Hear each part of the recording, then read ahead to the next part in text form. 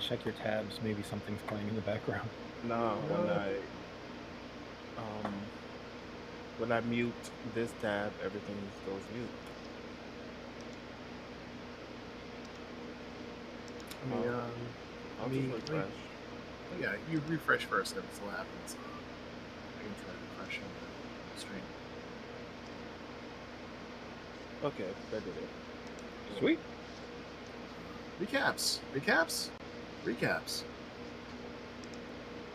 Last game, we kept on fighting. Lots of fighting. It was indeed a lot of fighting. The giant realized that they were free. Decided to start, making their way up along the mine tracks.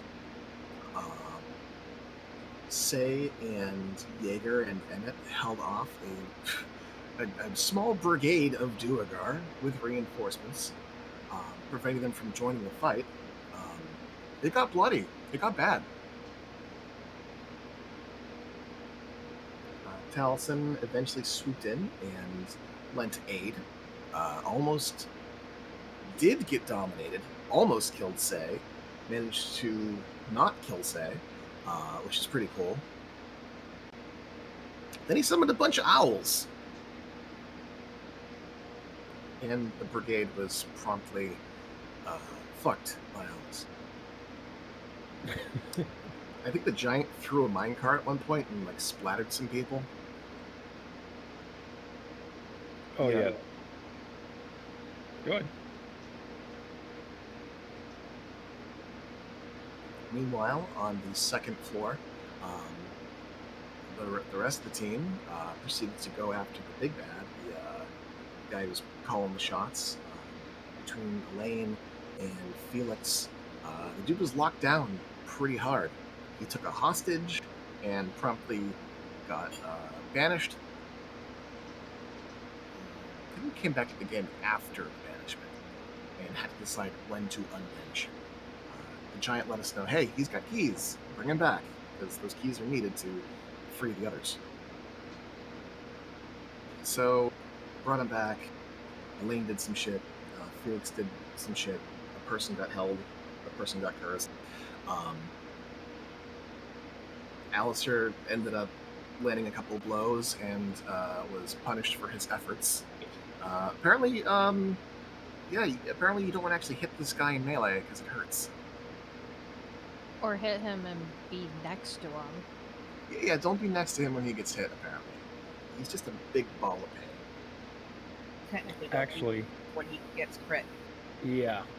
So hold personing him was a surefire way to deal a lot of damage back to you. Call that a double-edged sword. Alistair got knocked on his ass. Emmett got momentarily decommissioned. But allies had healing abilities, and they got back up into the fight. Say got back up into the fight. A lot of shit happened at once. Giant dude made his way full circle as the rest of Valor's company went downstairs to check on each other. He proceeded to just wreck shit elsewhere. The keys were looted off of the body of the foreman, handed to some of the captives. Among them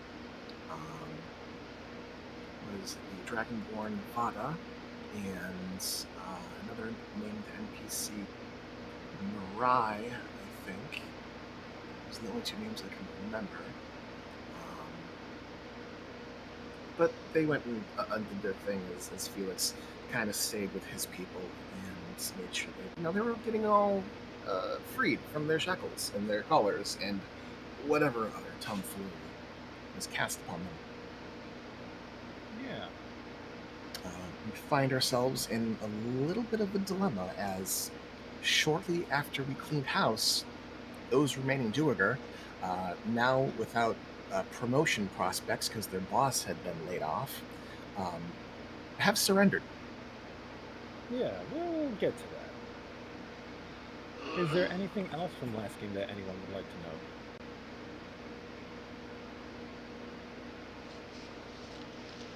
I think that was a damn good summary.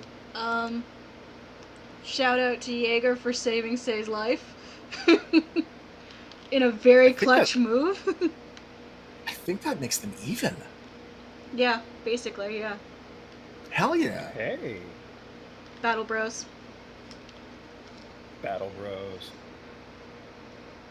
Elaine was being tossed around and teleporting around like he was in a Benny Hill skit. Oh yeah, yeah. Elaine had that moment where, oh yeah, you're not jumping without me. So he jumped. No one was ready to jump. He just he loves gravity. only when he's falling on his own terms. Fall on your own terms, man. Learn Featherfall. All right. So I think that brings us to tonight's game. So in the course of the last half hour, the Valor Company has managed to come together. You've gone across the mines and begun scavenging some things here and there, while everyone around you starts being set to different tasks. Felix oversees the freeing of the prisoners. Telemon, the Cloud Giant, begins to gather up the remaining Duergar. A lot of the workers here, the slaves here, have been freed and sent outside to kind of gather. They don't know where they're going, but they're all gathering together, so they are away from what could be quite a situation. Felix was able to be reunited with 3 members of his refuge, Vada the blacksmith, Rockwell the mason, whom you all met early on and who took responsibility for the first group of slaves that were ushered out, and Daedrala the cook, who was freed when Telemon entered the cooking area and quickly established the change of leadership that Valor Company had instigated. All of the Duergar, having surrendered, seeing very little options now that the foremen were dead, were gathered together at the base of the mine to await judgment. Of the slaves that were freed, several of the smaller creatures, the gnome-like ones with the various shades of green skin and large ears, whom you've encountered a couple times during your descent into the mines, had kind of gathered together and began chattering amongst themselves, seemingly to have a kind of argument with one another that hasn't quite resolved yet. In this time of looting, there are several things that the party has either seen or gained access to. You did see that a number of keys were taken from the body of the foreman and spread out to unlock all of the collars and chains that the humanoid slaves were wearing. One key in particular was snatched by the young woman Mirai, who Telemon and the other slaves seem to know. A young woman who seems to be following after Telemon right now as she kind of regains her bearings. And you all scooped up a couple items, some of which you recognized from the battle, some of which looked interesting, and some of which you just happened to come across. So for the sake of recovery, if someone could note these in the chat as I read them off, you're able to acquire 2 fire lances. The foreman wore a very ornate belt that looks like it is very similar to the belt worn by, is it Klinkle wearing the belt of Dwarvenkind? Yes. Yeah. So you find a very similar belt with a scowling face on it, easily dubbed the belt of Duergarkind. The foreman's boots also had peculiar designs on them that seemed worth noting. So the foreman's boots were taken. The Duergar who had been trying to command Telemon originally had been using a special rod of some kind that had been recovered. as was Telemon's collar and 4 other similar collars, for a total of those 5 of those collars. You also found 3 whips. These, you find a lot of whips down here, but the 3 whips in particular have a strange gemstone embedded in the hilts, with rough leather bindings with tips that kind of almost seem to buzz faintly when you put your hands near it. Say has the most familiarity with being on the receiving end of these things. And there was also a strange device on the foreman that was taken. No one really knows exactly what to make of it, as it is a small, boxy-like handheld device that seems to have a few buttons, a knob on it. There seems to be a small little blinking light. Just a small, like, handheld device that you're sure does something, but you're not sure what it does yet.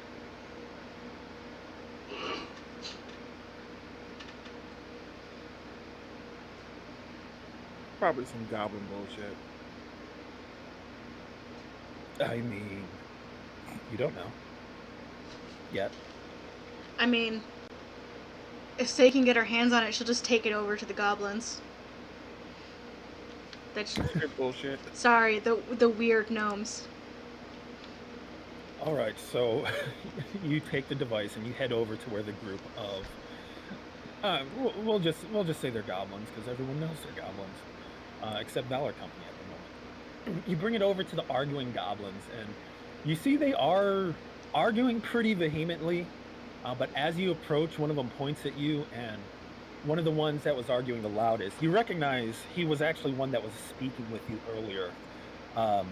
He yells back at the other guy in their strange, chittering tongue, and turns and looks at you and plants his hands on his hips. Well, the hero of the hour. More or less. Can you tell me what this is?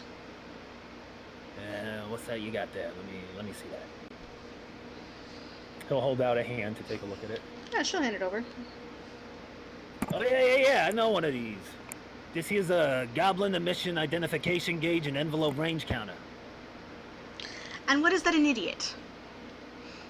A Geiger counter. Right.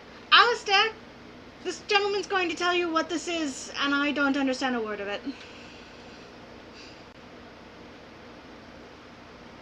Or do you speak a bit of gibberish? No, it's technicalese.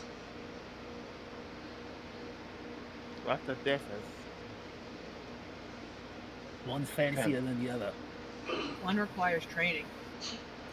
Alistair's going to approach a strange gnome-like entity and look over the item. You said some kind of counter? I have those words, I understand. Did you say goblin? Yeah, goblin. It's one of ours. Goblins are a myth. Myth. Hey guys, you hear that? We're damn right mythical. There's a grumble and a couple chuckles behind them. I look to Say and frown a bit and look back to the gentleman, diminutive as he is. So you are goblins? I mean, last time I checked, it certainly ain't elves. Huh. Well, yeah, we got that much. So this thing, what does it? You said what it was. What does it do? Well, let's see here. You guys toss around a lot of that arcane stuff, right? Magic, yeah? Yeah. Bring me someone who can do some of that. Kanani's already following over because that's what she does. And she'll cast Dancing Lights. Oh, that's pretty. Right, now see, you just turn this knob, push this button, and aim, and and the device in his hand immediately starts clicking, and lights begin to light up along the top of it. So it detects magic. It detects magic. Yeah. Alistair visibly bounces and then kind of vibrates, glancing to say excitedly. I imagine you have about 8 million thoughts going in your head. Well, yes, and, well, yes. There's a small little popping sound, and the lights begin to dim and the crackling fades. Right, so I believe you said your queen was being held captive, and that's why you were working for Hectopole? Oh shit, yeah. Yeah, the queen bean. Right. Bean. In the large floating balloon ship. Yeah, the Zeppelin. Alright.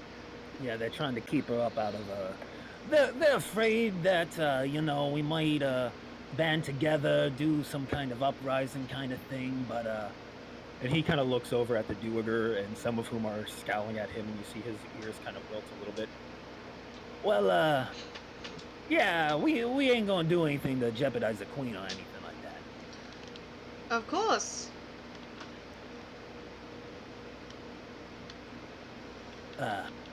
Speaking So- of which, All of this is going to be made to look like an accident, actually. We're working on that ourselves. oh, perfect. I was just gonna ask about that, because, And if you all like, you could be missing presumed dead and join us at our camp. We have a group of, what were they calling themselves? Orcs? Also. oh shit, orcs. Windrunners, I think. Windrunners, that's the one. All of them, as soon as you said orcs, all of them begin like taking a step backward. Windrunners. I don't know much about the tribes, but They're blue, if it helps. blue. You see one of them pipes up from the back one. Hey, the blue one ain't that bad. Oh, the blue ones ain't that bad. Okay, No, that they're- might be okay then. They're quite pleasant. That'd be a first. I was gonna say, they saw how things were being handled over here and were systematically disgusted and left. Oh yeah, that's no surprise. The most of the orcs don't really like anyone. Well, apparently whoever recruited them filled their heads with stories of valor to be earned and great battles to be fought, and, well, that's not what they're getting. Oh yeah, they really go for that shit.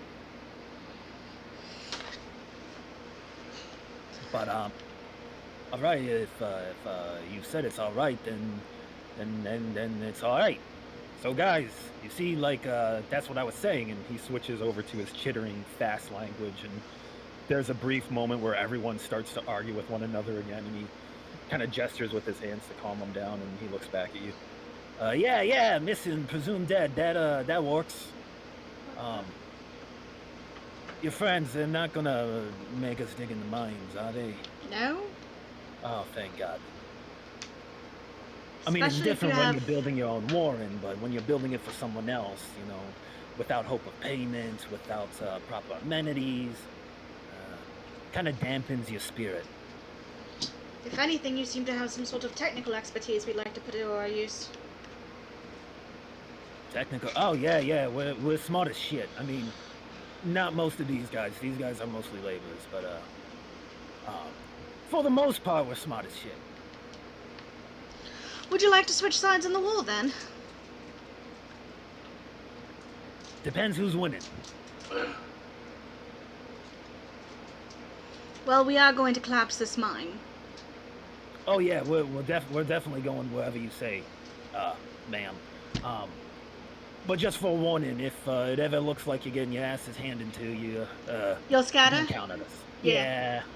Yeah, you know how it is. Fair enough. All right then. You have yourselves a union of goblins. And your name? Oh, my name's Frank. Nice to meet you, Frank. I'm Say. This is Alistair, Konani. Alistair's just kind of blinking hard. Kanata just waves. Perplexed. You're not. I posted the spelling of that in OOC chat. Frank? Yeah, Frank. Okay. Honestly, it should have been PH.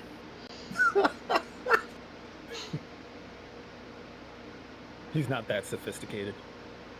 It's one pinky out, not two pinkies out.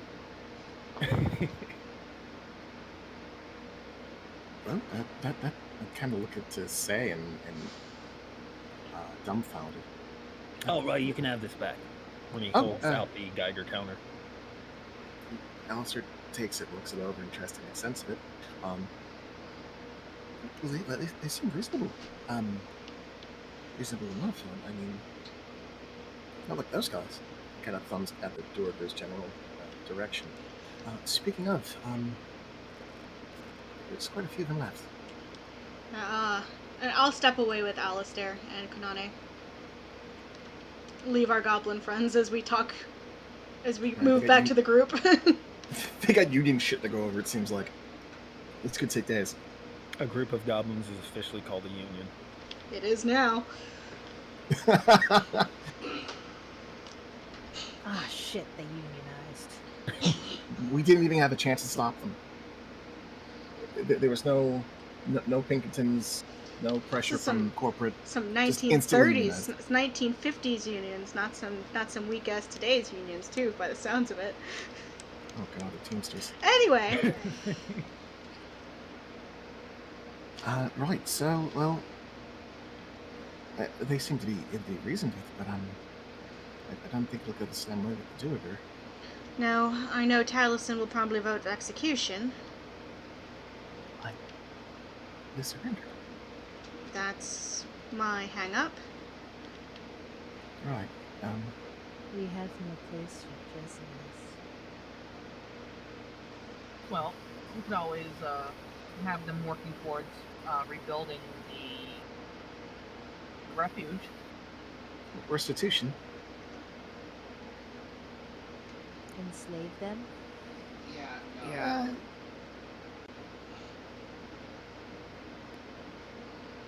Go ahead, Taliesin. There's like, stop with Taliesin. It's like, yeah, no, there's like 18 of them. They can all go invisible and become larger or smaller. I don't think we have enough people to actually watch that. Plus, they know that this isn't an accident. And when we came in here, thought was we were hoping to come here while people were sleeping, so we could get out the sleeping people, you know, the ones we wanted to save, and then just collapse all of this on Duergar. So they were always going to die.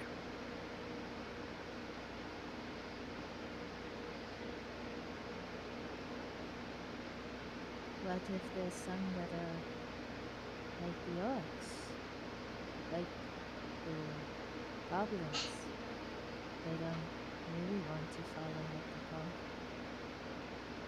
The last time we tried that one of them, they kind of, tried to kill us when we had our backs turned. That was a smaller group. This is a much larger group. I think they probably finished the job. Still, it certainly is a hang-up. So there's a lot of them, but we do have those colors. Look up to the giants. Excuse me, big guy. Could I borrow your tremendously large ear for a moment? He turns his head to look down at you with a solemn expression on his face and then lowers himself down into a kneeling position. Oh, hi. Hello. Alistair Fields. Hello, Alistair Fields. This is Slay Kyrell, Taliesin. It's not Devar. Corvallis. Corvallis. And I introduced Valor Company one-to-one. We're Valor Company, and this is kind of what we do. And I kind of gesture toward the Dunager. This is kind of what we don't do. That collar you had on you, do you have any idea how it works? It is an honor to meet you, Valor Company. As I said earlier, my name is Telamon. I am in your debt. The collars, I know not what their finer workings are like, but I know they serve to dampen the magical abilities of those they are placed upon. And they also make one subservient to the will of whichever Duergar is holding the Rod of Dominion. Rod of Dominion. Glance over the party. I Did we happen think to- that was in the loot. Okay. I'll fish and look for that thing and present the rod that we found to Telamon. Is this that thing you mentioned, the Rod of Dominion? Yes, Okay. that is the Rod of Dominion. Okay, so whoever holds this, whoever wears the collar has to answer to it. Correct.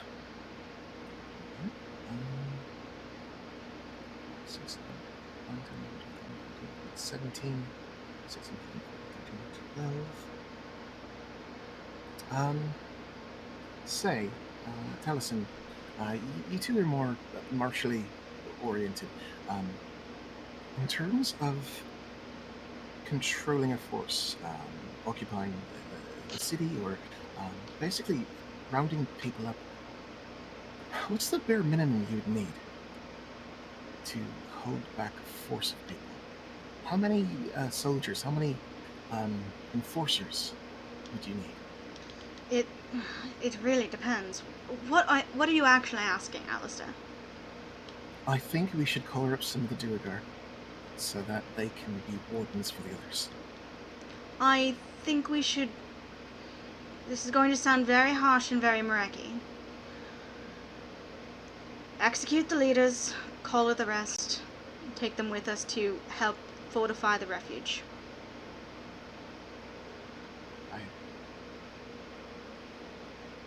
Alistair's lips go tight. I hate it. But we have enough collars for the working class, I assume. You have 5 of the magical collars, but you do have a number of chains and manacles that were worn by the slaves.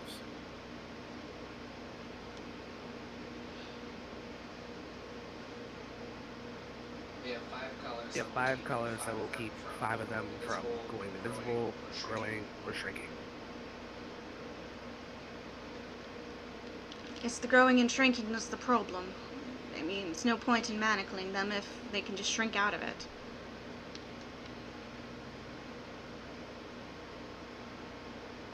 So if you want to save some, you might want to try talking to them to figure out if any of them are going to be amenable. Otherwise, Otherwise, there's no point. no point. Alright. I've enjoyed talking to you. I don't like that plan. If we can come up with a better plan, I would be all for it. I genuinely hate that one. I just, as a Mareki, that would be how it's done. And I genuinely don't want to do that. A little more tightly knit in the brow, Alistair, let's say. Right then, solutions. Find a solution. Elaine is Banishment. standing nearby and kind of stroking his chin. And as soon as you say banishment, Alistair, he starts nodding his head slightly. That could be viable. It is more of a long-term solution, but... Well... Indeed, we can send them home. How many can we banish? How quickly can they get back? That is a good question. I do not actually know where they go when I banish them. I would assume home. Well, yes, but strictly speaking, the way I understand the magic, it is more a home as in planar home, rather than just a city or. I Okay, don't know so where they end up. So they can end up in the middle of an ocean in their. I think there's a little more safety than that. I don't think it's outright dangerous that way, but certainly in the middle of somewhere. right, but I think the idea is them coming back is part of the issue. Well, they would have to make it to the other side of the portal, which means that they would have to make their way back to the warband, which means they would have to explain that they failed. Frank, do you have a moment? Oi! What's the price of failure? Theoretically speaking, if someone were to be sent home back to Hectopol's cold and cruel embrace, So would they what be are we welcome? talking about? We talking about Goblin, Orc, Shadakai, Duergar? Pointed to Duergar. Oh, one of them? Shit, a failed Duergar? Oh, that's a... Shit, they'd probably be sent somewhere to walk off the... Not dishonor, they don't do a whole lot of dishonor, but yeah, if you fail, then... Well, you get sent off somewhere. You pay for your failure. They ain't one to pass up an opportunity to put you to work, but yeah, it ain't gonna be sunshine and roses for you.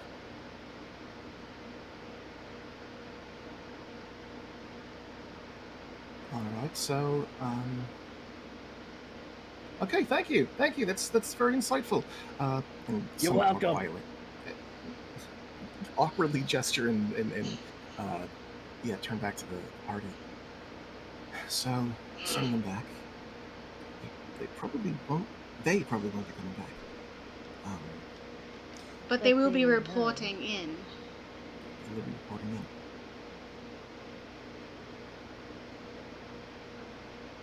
This is the price of war.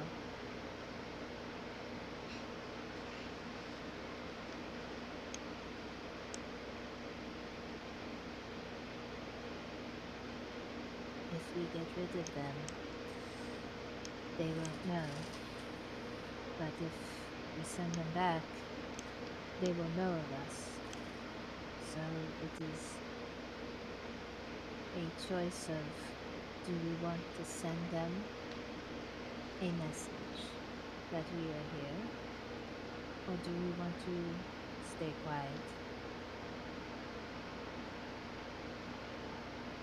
Correct me if I am mistaken, but you all fought a Avatar Zichni, huh? Yeah. With As Husk in, of the suffice Hand. to say, they are aware that there is some force acting against them. Yes, but not here, where the forces are based. Which is why this entire mission was supposed to be a stealth mission. Elaine inclines his head, acknowledging the point.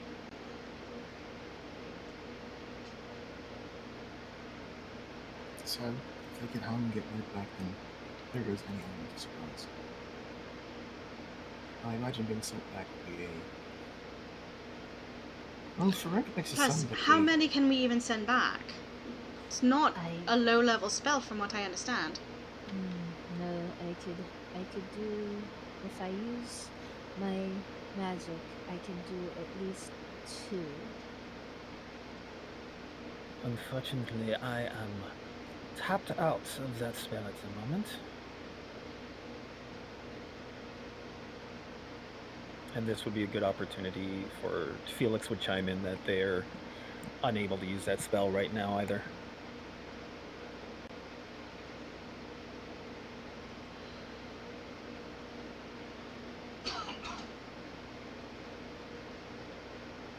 However, I can do 2 fireballs. That's a lot of fireball. Okay. Elaine winces behind Kaname. Alright. Alistair is going to... He's going to move away from the group and approach the cordon of owls.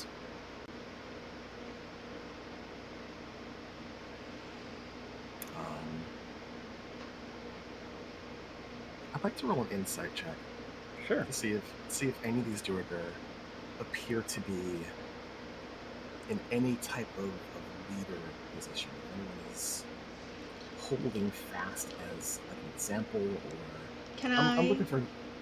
Can I assist Alistair with that? Yeah, Okay. by all means.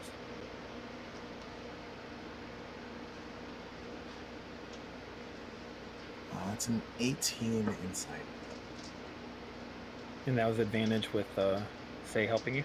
That was advantage from saying that. Okay. Initial impression is that they are all very surly and unhappy with the current state of affairs.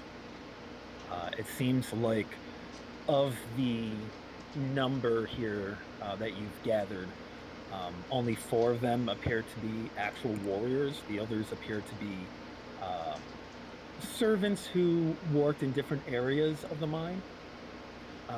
2 of them are slave masters, one of whom is still unconscious. And it seems like the warriors are staying near the slave masters, and the servants are giving a little bit of room around the slave masters. So it definitely seems like if there's a chain of authority here, it is with the taskmasters. With the taskmasters. Okay, and I'm assuming everyone's been this out. What I would recommend, if we're being merciful, execute the taskmasters. Command Manacle the warriors, and tell the rest that they will join the taskmasters in death if they step a foot out of line.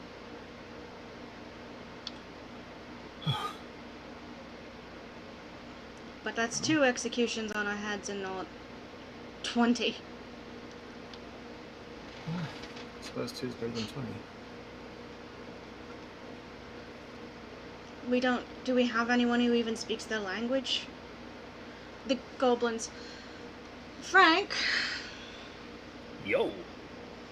do you speak their language? Yeah, you got something to tell them? Once I figure out the words.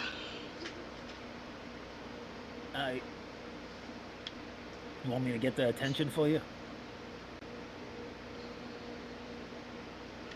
Not yet. I've gotta get. That'd be just a minute. Also, assuming that belt we found on I just forgot it. The guard captain. Oh yeah, that probably lets you speak the language. After you attune to it. Yeah.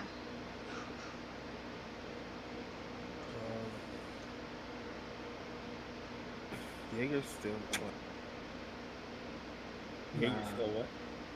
No, he can't speak it. He has comprehend language. It's not like Tongues. Good old tongues. I think Felix used tongues earlier, but I don't know. Felix Felix does have is- tongues still prepared. I think Felix might be out of spells. I think so Let's check. too, yeah. Oh yeah, he is. He's got 1/3 level spell from what I can see.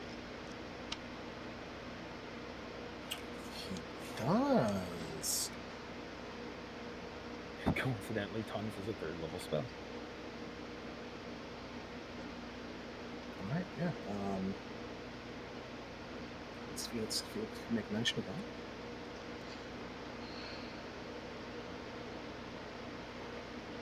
Checking in with Say. Point of order. Point of order. Took less than an hour to win. Took less than an hour to win, so they still have it. What? You cut out there so bad. Tongues Sorry, tongues Tongues is an hour-long thing. We have not taken an hour to defeat them and talk. So technically, Felix can still talk to them. Oh yeah, duration Oh, 1 cool. hour. I don't know if I would. So metagaming. This is metagaming out of character. I would be Yep. more comfortable if one of the active players was the one, and I also feel like Felix as a character would not be the one giving the "You are now prisoners of the Lord's Alliance" speech. Oh, definitely. Definitely. Felix would definitely be unhappy with the killing of anyone and the imprisonment of anyone. Though he can listen in and make sure that what we're saying is being translated properly through Frank. Or cast it on whoever's going to give that speech, which would probably be Jaeger, Alistair, I don't know. Jaeger doesn't mind. Jaeger cracking his knuckles in the background. Say would give it, but I don't think anyone would take Say as seriously just because of when it comes to looks intimidation-wise, Jaeger's kind of where it's at. Can't kinda a trust big that deal. smile. Cannot trust that smile.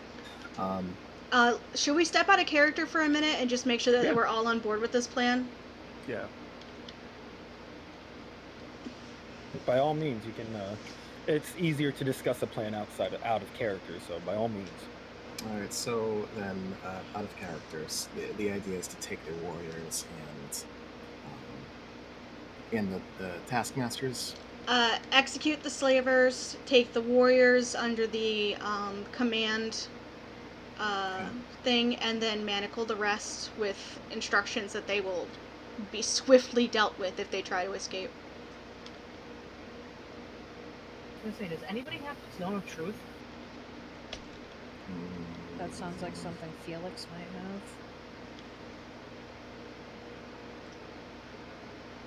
Yes. Definitely not alone. Yeah, but Felix only has one spell left, so... Yeah, I don't believe it's prepared. And it's not prepared. Okay, just thought. Yeah. Okay. Hell, Right, we can so- even give them the option if they decide that they'd rather die than, you know, surrender Yeah, again, I yeah. guess, or be taken prisoner, then Well, sure, They've- okay.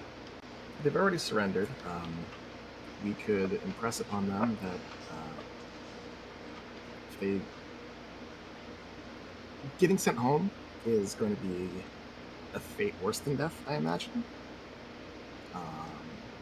Getting killed is probably also not very good. They wouldn't have surrendered if they didn't want to die. And we can even say we will send you home once we are ready to send you home.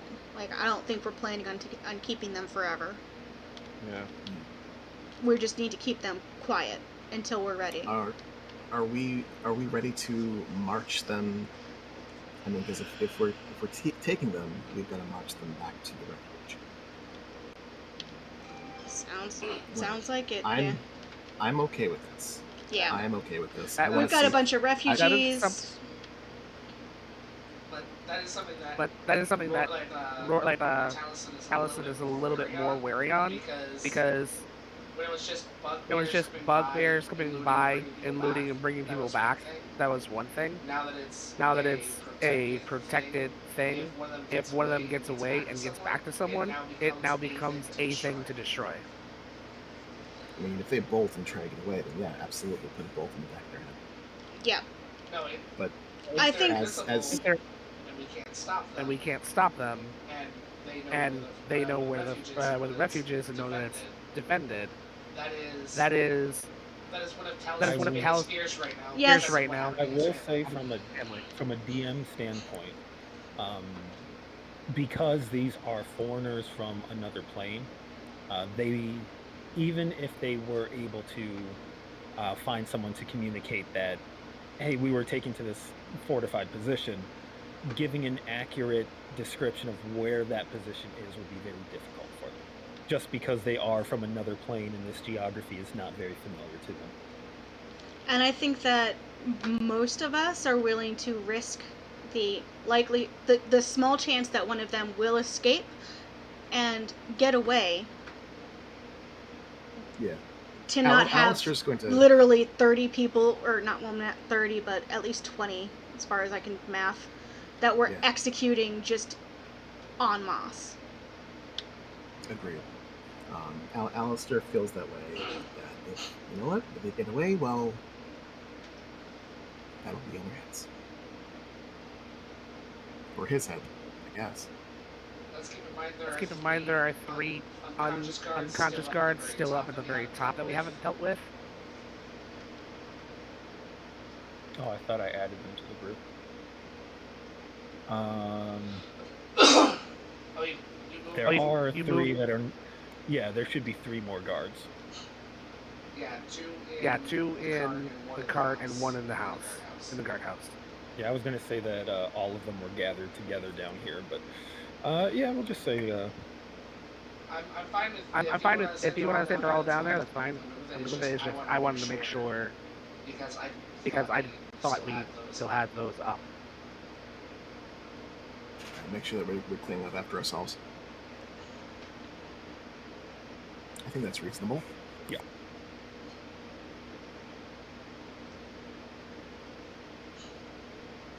I left the one in the guardhouse down the guardhouse. All right, so Okay. So collar the warriors you can and deliver the ultimatum to everyone that they are going to be. They're effectively prisoners of war until further notice. And if they try to run, they'll as be a- executed. If they stick around, then they get to go home. and as a show of force, we'll be executing the slavers. Okay. Everyone agree to this course of action? Or at least democratically, is most of the group okay with moving forward? Sure. Yep. Okay. Yeah. So did you want Jaeger or Frank to give the speech? Felix can cast tongues on Jaeger, right? Is that Yep. last third level spell?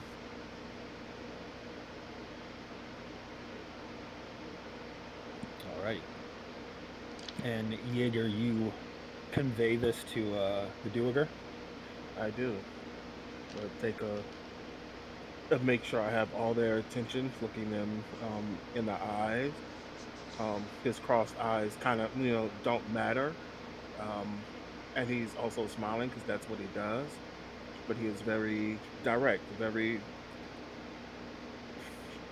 What's the word? He's direct. Yeah. This is happening. Direct, plain spoken, this is how it is. Yeah. He's being blunt. Blunt. That's a good one.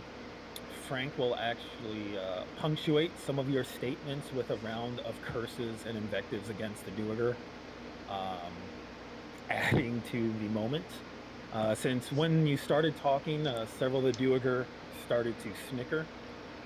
Then Frank started If tossing curses. when they and when they started to snicker, Say would put a bullet into the head of the one of the taskmasters. Oh, Jesus Christ!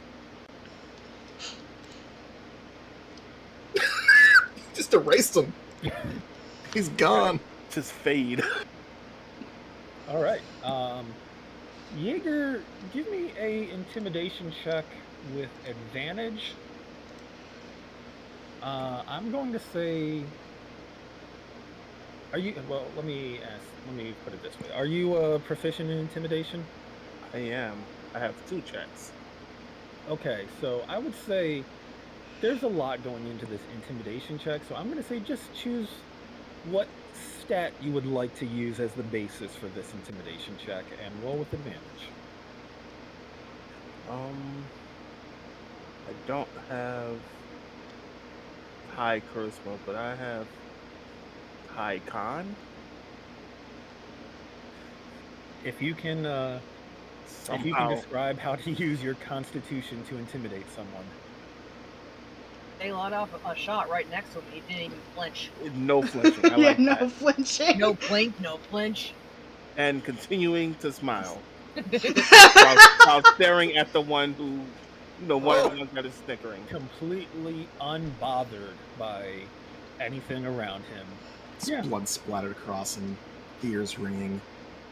Yeah, let's go ahead and do that. Use his stoic's grin as he delivers this speech. Go ahead and make a constitution check with advantage, and you would have your proficiency bonus added because of intimidation. As I erase myself from the.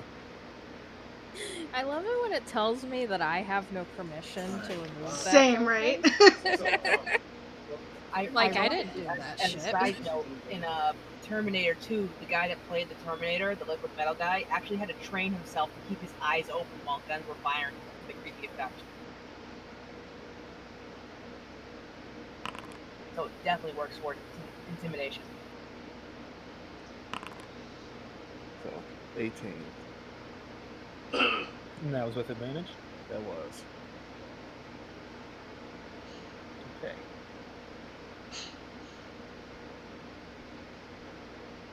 Alright, before I apply, I know you guys have all kinds of buffs and effects, just making sure that Felix- no one... Does Felix have a guidance he can throw on that? He's already got advantage. I think guidance is 1d4 though. Yeah. Yeah, we can say he can... It he'll have is. time to toss guidance on Jaeger as he's warming up his vocal cords. I was gonna say, doesn't portents replace a number depending, but it's gotta be. I think both the All- portents were all low. All the portents were spent. Oh, spent, yeah. Yeah. Checking. So am I rolling 1d4? Yeah, I think all my Battlemaster diplomacy stuff only applies to me. Can I use Flash of Genius and use the Swarm to create just this buzzing red backdropped aura behind Jaeger? Swarm of blood. Yes. Delightful. Alright. So it's going to add 5. Kanani's Okay. just gonna wiggle her nose and do, what is it, bend luck, and add a d4's worth. Need a sorcery point. That is an additional 3. Fuck ass. Did you delete your character again? There we go. Oh, man. Oh, God, I'm- oh, man. So I'm deleting stuff from the chat, and it deletes the character. No, there's something we can fix. I'm actually going to get that fixed for everyone right now. Let me check something real quick because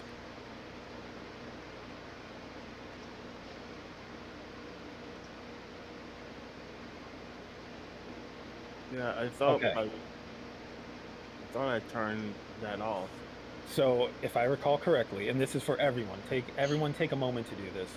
Under your game settings tab, the cogwheels, go to configure controls. That brings up your key binding, and there is delete objects, which is set to backspace, and you should have the ability to delete that key binding. And done. Thank you. Oh, shit. Did it. Okay. Fuck key binding. All my homies hate keybinds. Become ungovernable. Okay. So I discovered that last time since, yeah, for some reason, backspace was responsible for all that deletion, so. Alright, so that should save you from doing that anymore. Alright, so all the abilities totaled up to what? So I 29? Oh, Jesus.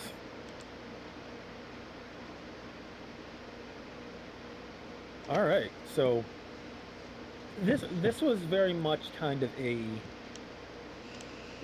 sliding scale effect. Since you already had them subdued, I just wanted to see how cowed you were going to make them. And yeah, what was that, like 29, 32? What did you say? 29. 29. 29. Or 2 for 50. Yeah, that this entire display has silenced the chuckling. All of their attention is on you. After several of them like look down at the taskmaster that was shot and kind of shuffled away from the body. Even the remaining taskmaster is kind of sulking a little bit. But yeah, they all seem to understand what you're driving at.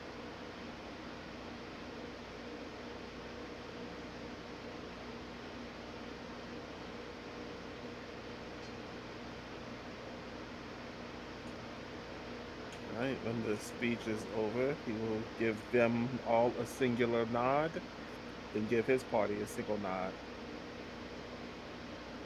That was well done. Real intimidating. Thank you. And to think, he didn't even stop smiling. It is bad when Jaeger stops smiling. We do not want him to stop smiling. Yeah, I got that. Shooting an audience member always helps. Certainly does. Oh, Sends a for message, sure. all right. Unless it's a goblin, no one really cares if a goblin gets shot. By the That's way, what so. is Oh, the thing that Frank, shoots I someone? care. I take this weapon, I point it at someone, and I shoot them. Like with a crossbow. But not. Huh. More explosive. More That more boom. yeah, that looks like a boomstick. Hand cannon. Boomstick. Boomstick. Yeah, that's a technical term.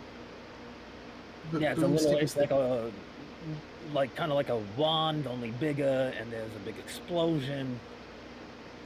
It's not always reliable, but it's hella impressive. That sounds about right. That might have been fairly reliable until today. And as you're chatting, Telemon leans down once again to get closer to everyone's level. If I am to understand correctly, you will be bringing everyone here to this refuge. Yes, would you like to come? Yeah, that was gonna be my next question. From where do you hail, and how would you get back? Well, I was hoping to discuss that with you all. I would not mind a moment's reprieve, but my business remains in this vale. These... He kind of looks up towards the exit of the mine. The forces arrayed in this vale attacked me in my castle. They seek to control it, but they cannot make it rise again without my power. I would very much like to claim what is mine.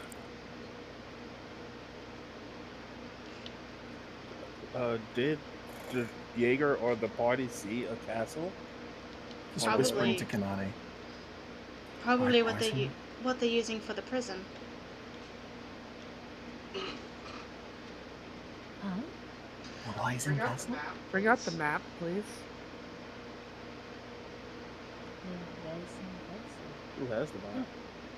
Yeah. Say would have it normally. Say would have it. I mean, normally say would think. have it, but Okay. it's not like I have. No, it was. No, more it just was a it was thing more in just a character thing in character to say, hey, say bring up the map. Yeah, but Yeah. also seeing it like this is cool too. I point Oh, yeah. I point at where the center of the storm storm is. is. Is that where? Is that where If you're familiar with how this area should look? Is that where your castle Is that where your castle is? He shakes his head and actually points up here. Oh, near the entryway. Oh, near the entryway. Oh. Well, Oh, About a week ago, we were attacked, and I drove my castle into the ground to avoid them taking it. Oh, While he was grounded, Mirai and I were captured. And he looks over to the young woman who's been kind of hanging out behind him and just kind of observing everything. it's gonna give her a I little offered her wave. guest rights when she arrived in my home, and I am responsible for seeing her safely away from this place.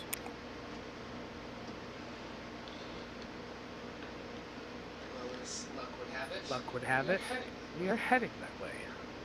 well, let's head to the Eventually. refuge first. Eventually. Drop people off. Take a second, and then figure out a plan of attack, and we can go to the entryway first. Yeah, there's a bit to unpack there. Telemon, sir. We were told that in that direction there's a, well, they call it the entryway. We believe it's a portal. Do you know anything about that? Not directly, but I recall seeing it from the air. We passed near it when they were bringing me here. There were many creatures there, like And he looks towards Jaeger. Like Goliaths of strange colorings, with sharper teeth and pointed ears. I'm gonna take a look around to see if I can spot Mirai, because just curious who was traveling with the Cloud Giant. Yep, she has been standing near Telamon, and you recalled she was the one that had snatched a very particular key from the foreman, and she appears to be, judging a quick glimpse of her, she has pointed ears, not quite as pointed as an elf, but slightly pointed, long black hair that's a little unkept from the time in the mines down here, but give me a quick insight check. Sure.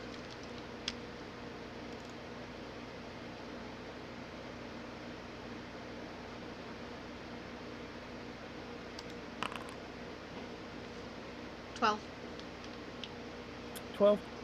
That's enough to recognize a certain bearing, a certain pride in how she holds herself, as well as a kind of balance in the way she stands. You recognize the stance of a fighter, and a proud one at that. So someone that definitely doesn't quite fit in with the people that were enslaved down here.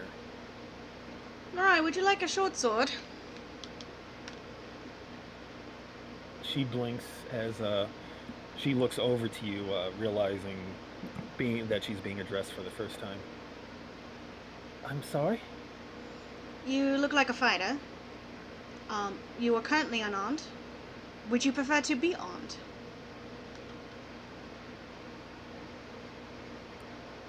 Yes, I do believe I would like that. Thank you. I will hand her my short sword. I will also loan you this dagger. It was my mother's. Please be nice. Please be careful with it until we get you a new one. That brings a very faint smile to her face as she takes the sword and dagger and immediately begins swinging them in ways you recognize as checking the balance and getting used to them. I'm a battle master. Can I pick out a fighting style? Can I see what her style is, I guess? Yeah. You know what? Give me an insight with advantage. How scrappy is this scrappy young woman? Eek, 12.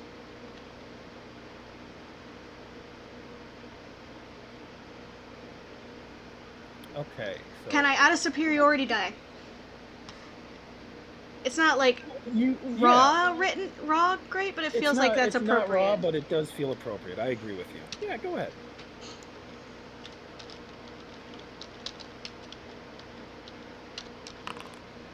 Yeah, 14. Well, it's not a super. This is again one of those things that isn't pass or fail, but very much a. You see from just the movements as she kind of warms up and kind of loosens her muscles and tests the balance. One thing you notice is that she's very light on her feet. So definitely does not seem like the person to kind of stand and deliver. But you also notice a peculiarity in her fighting style in that the slashes and stabs are often accompanied with a movement that brings her close and that allows her to lash out with her free hand as well. It's not a recognizable style to you, but it definitely seems like she seems to balance strikes both with weapons and unarmed. Okay. Excuse me for 1 second. Listen. Hello? Hey! Hey! Listen.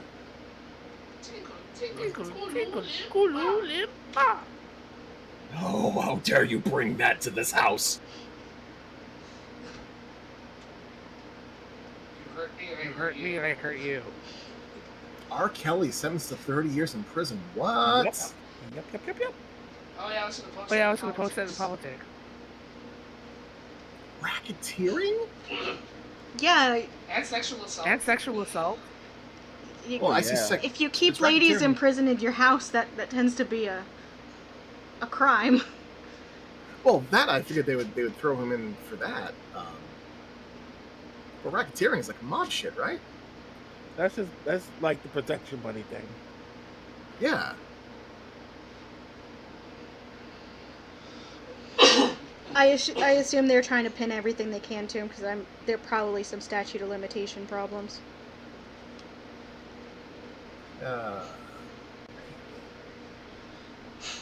Well, you love to see it.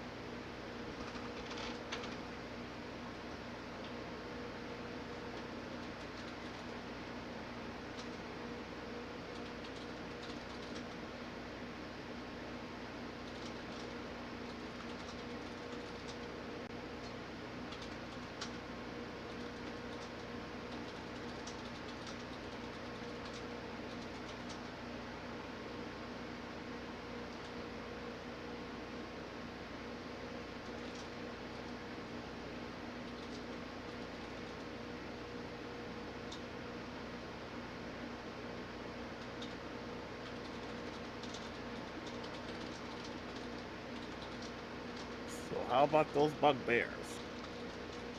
Sure are bugbears.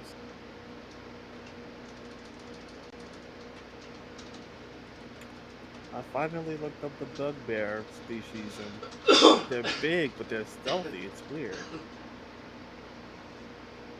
I'm pretty sure they might be like, like, I don't know.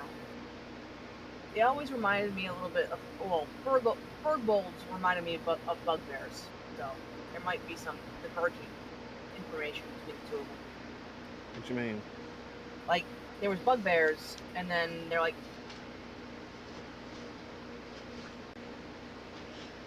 there was a big thing on like playable monster races, and I think Furbolgs came from like that flavor of monster. That makes sense? Not really. Alright, sorry about that, everyone. That's alright. We were just discussing origins of bugbears and furbolgs. Which is interesting since bugbears apparently do exist on Mobius, but are not, strictly speaking, related to the goblinoid races. Alright. So, right, insight check. Yeah, you notice what I had mentioned. It seems like she's accustomed to fighting with her offhand or barehanded. And she also has kind of an aggressive style as well. Surprising for someone as slight as she is. I mean, it's Say. No, it's not. Tenacious. For a non-Mareki. True. Oh, okay, so her fighting style is definitely not Mareki. Got it. Definitely not Mareki. It does not look... it does not look military discipline. It definitely looks almost more of a duelist style. Someone who's accustomed to fighting, but not in ranks. Alright, that's fine then.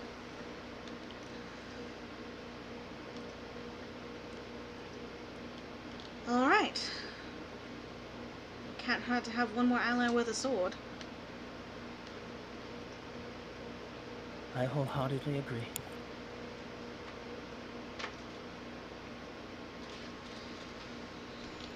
So, probably a march back to the refuge, get there as quickly as possible, and then get this lot settled and head out. Probably to the entryway, I suppose. The entryway of the prison. Monster nods. Alright, there's still a matter of bringing this place down. There are a number of loose people, leftovers. I think it would be, if they bothered looking, they'd find the remains and I'm pretty convinced about it. I doubt they'd be really bothered looking, but... Yeah, probably not.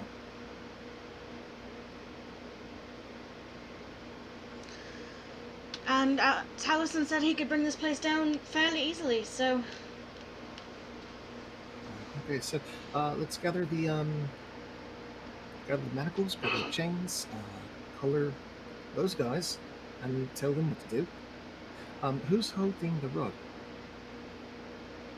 Pause for a moment and glance at Telemon. Oh. I'll hold it.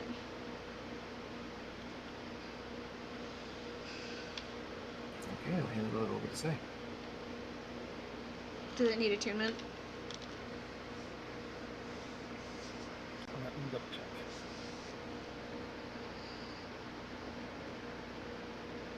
It does. I'll need a minute with it to get used to it. Uh-huh.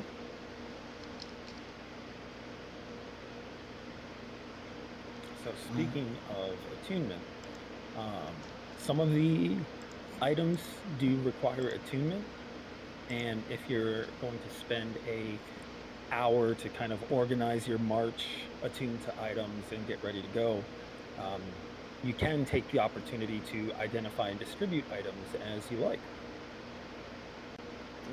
Seems like a decent idea. One moment, I think Felix might have identify.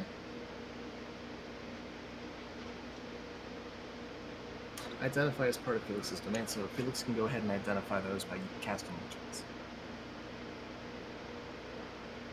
I believe the identify as a ritual is a 10-minute cast.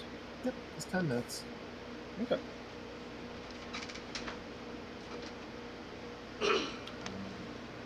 So that being said, go ahead. Oh, I was looking at my attunements. We get equal to our proficiency, right? Yep, we're running with the proficiency roll. Would anyone be opposed if I took the belt of Duragar kind just for the walk back? Because if I'm taking the command rod, I want to be able to yell at them in their own language. Yeah, Jaeger is about to open his mouth and say, like, you already have a good belt. But that makes sense. I will be happy to give it back the moment that I no longer need to yell at them in their own language. I'm pretty sure this thing gives you a beard. It's a 50-50 chance every morning. Right, I will be eager to not get a beard. So, Felix points out, after identifying what it does, that does not give you a beard. Oh, good. At least there's that. I will happily hand it over when I no longer need to speak the language, though. Jaeger waves his hand dismissively as he secures the fire lances. Does anyone feel like they're going to need to be stealthy anytime soon? I'm clearly the stealthiest around, so someone else can take it. I mean, I have my boots. I'm not going to be attuned to them. I can trade someone out if needed. But, you know, they're still my boots. I would still prefer to wear them. I don't believe boots of elven kind require attunement. My thing says they do. Or maybe it doesn't. Okay, never mind. I think I had it mislabeled for some reason. Whoop. Alright, so of the loot, since I know the party would be able to identify and split these up as necessary, the boots that the foremen were wearing are known as the boots of feral reaping and do not require attunement. The fire lance, the psychic lash, the rod of dominion, and the belt of Duergar all require attunement. I will unattune my Dragon's Breath shotgun. I can still use it, I just can't use the fireball. The fire breath. Which is burnt for the day anyway, so.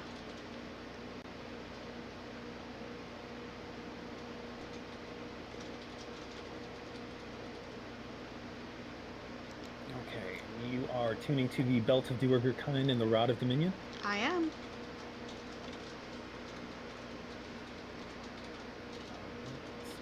Say. You are now the owner of the belt of Duergar.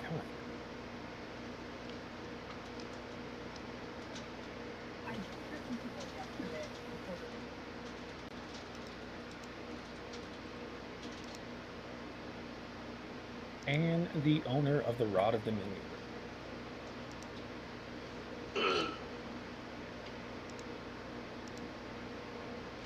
And Jaeger, you were interested in the fire lance? That is correct.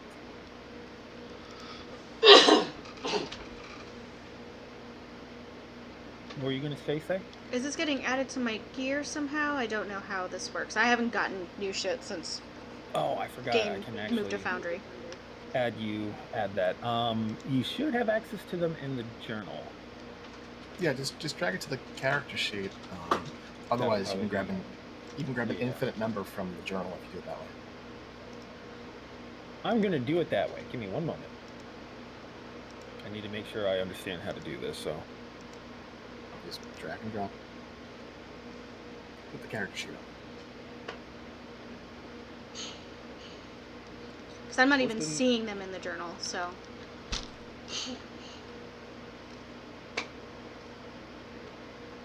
Alright, I dragged and dropped the rod. I see it now. Oh, interesting. Cool. Still not in the journal, but at least I see it in my ship. That's good. If you double click it, that should bring up the card. Yep.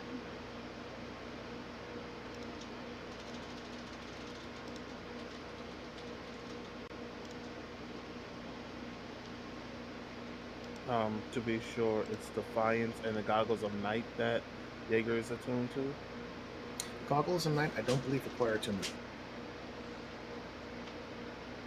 What else is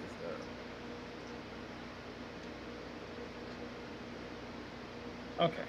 And you have access to the fire lines, Jaeger. Thank you.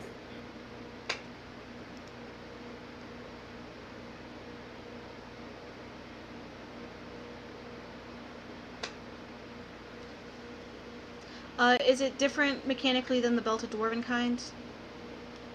A few slight differences. Okay, because that's what you gave me. Oh.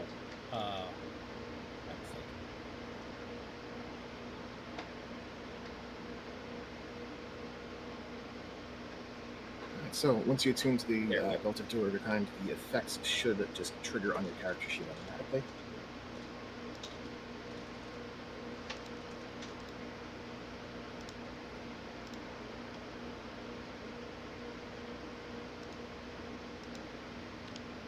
Yeah, there we go. Okay, that is the right one. I just want to make sure. Yeah.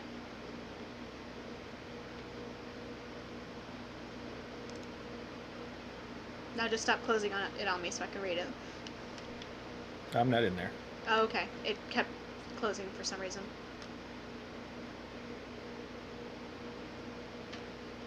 Oh boy. Jaeger's gonna love this.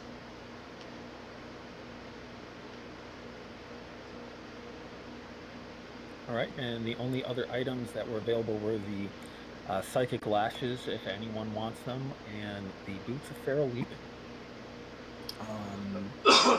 I'll take the psychic lash, and I think I'm still holding on to one actually. If that's the same build, same build as before. Indeed, you picked up the first one you found, so you can add that to your inventory since you do already have one. Okay. I think Jaeger should get the boots of feral leaping. He is pretty feral.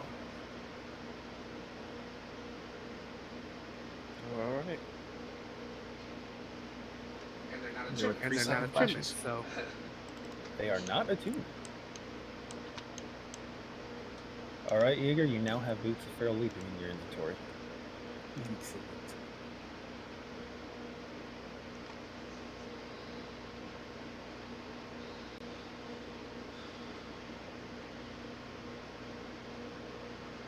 All right, so at the end of an hour and change,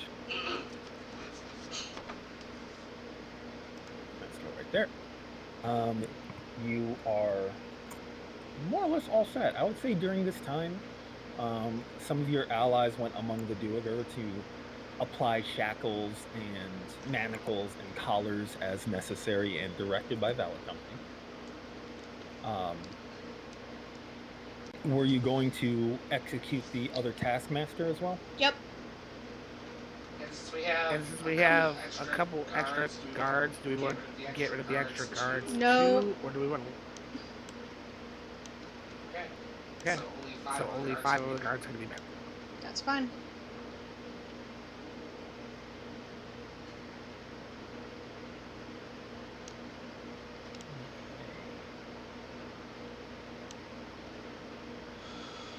Just checking something real quick.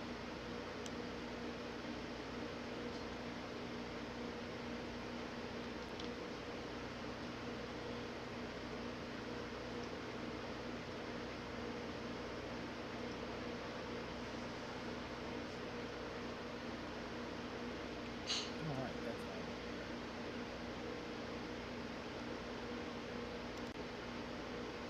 fine. Okay. Let me move us.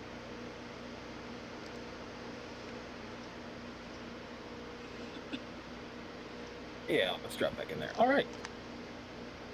So once you are all ready to go, you make a show of executing the final Taskmaster, cowing the Duergar into following you. The goblins cheer, which is a little disquieting, but you know that for the moment you have won their loyalty. As you gather with Felix and the travelers, before you head up and out to meet with the other former slaves kept in the mines, how would you like to collapse these mines? I'm going to the top, and I'm using the transmute stone. I'm going to get out a 40. I'm going to get out a 40-foot cube from the ceiling going through the pillar, so that more than 20 feet of the pillar is completely gone in the center, and leaving enough instability at the top center for it to just full collapse on itself. Oh, it is a 40-foot cube, isn't it? Yes. Yes. all of it turns to mud. It turns to mud. That is in that area. Immediately sloughs down. Mudslide, destroying things on the way down. And then the full collapse happens. Yeah, so that mudslide takes out the wooden scaffolding bridges along the center. And you immediately start to see stones begin to dislodge from the ceiling, dirt, more and more dirt and dust and debris, cracks start to spread out, and those of you who lingered behind to watch this happen, if any of you did, Fuck no, say it's gone. Hurry out of the mine as you start to hear a heavier cave in behind you. Within moments, a cloud of dust and debris begins to billow out from the mine entrance, and there's a cacophony of noise that echoes out of that chamber. But as you kind of like retreat off to the side, everyone is okay. You make it out of the mines okay, and you're pretty certain that no one's going to be able to use this mine for the foreseeable future.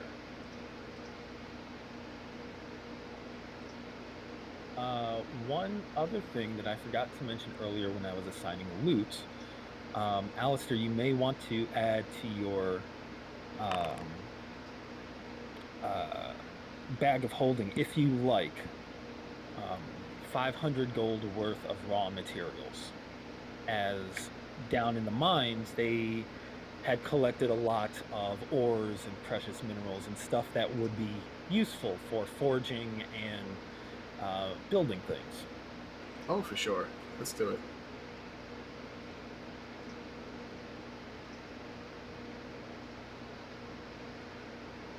Okay. So, the mine has been collapsed. You find yourselves leading quite a small, I would say army, but most of these are captives who are not really adept at fighting, but you've got quite a small force with you. And you see moving along, kind of flanking the Duergar is Telamon, the Cloud Giant, and Mirai moving next to him. The goblins, they stay far away from the Duergar, and you all begin to set off towards the mountain passes that lead up to the refuge, following Felix on the way up. Yeah, Say has them in. She's just, when in doubt, falls back on that Mareki training, so she's got them marching in a formation. At least her people, her prisoners. She's using her best Vera voice on them.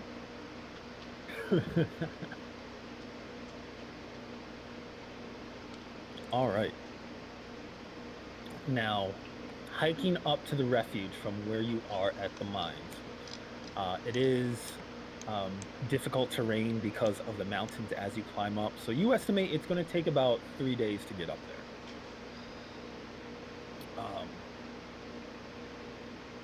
Sorry for my change in speech patterns. I bit my tongue, and it's in that annoying place where every time you talk, you're very aware of how swollen it is. Oh no. So the first day proceeds. It's still early in the morning when you all set off from the mine, so you're able to get in a good day of travel before you have to rest in the mountainsides.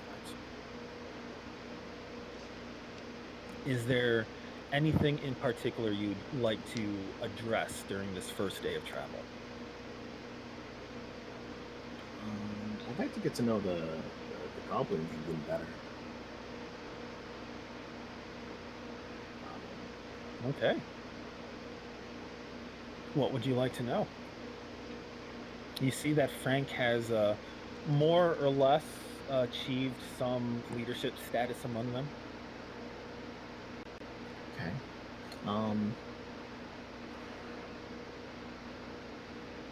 So earlier in the mines, you said that you guys were smart as heck. And I'm kind of looking over the Giger counter, and you mentioned boomsticks, and are you? We thought you were weird gnomes. They're other small folk, kind of like you, but different shapes. But you seem to have some similarities with the braininess. I suppose.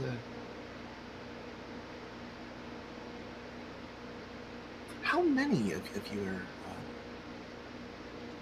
inventors, makers?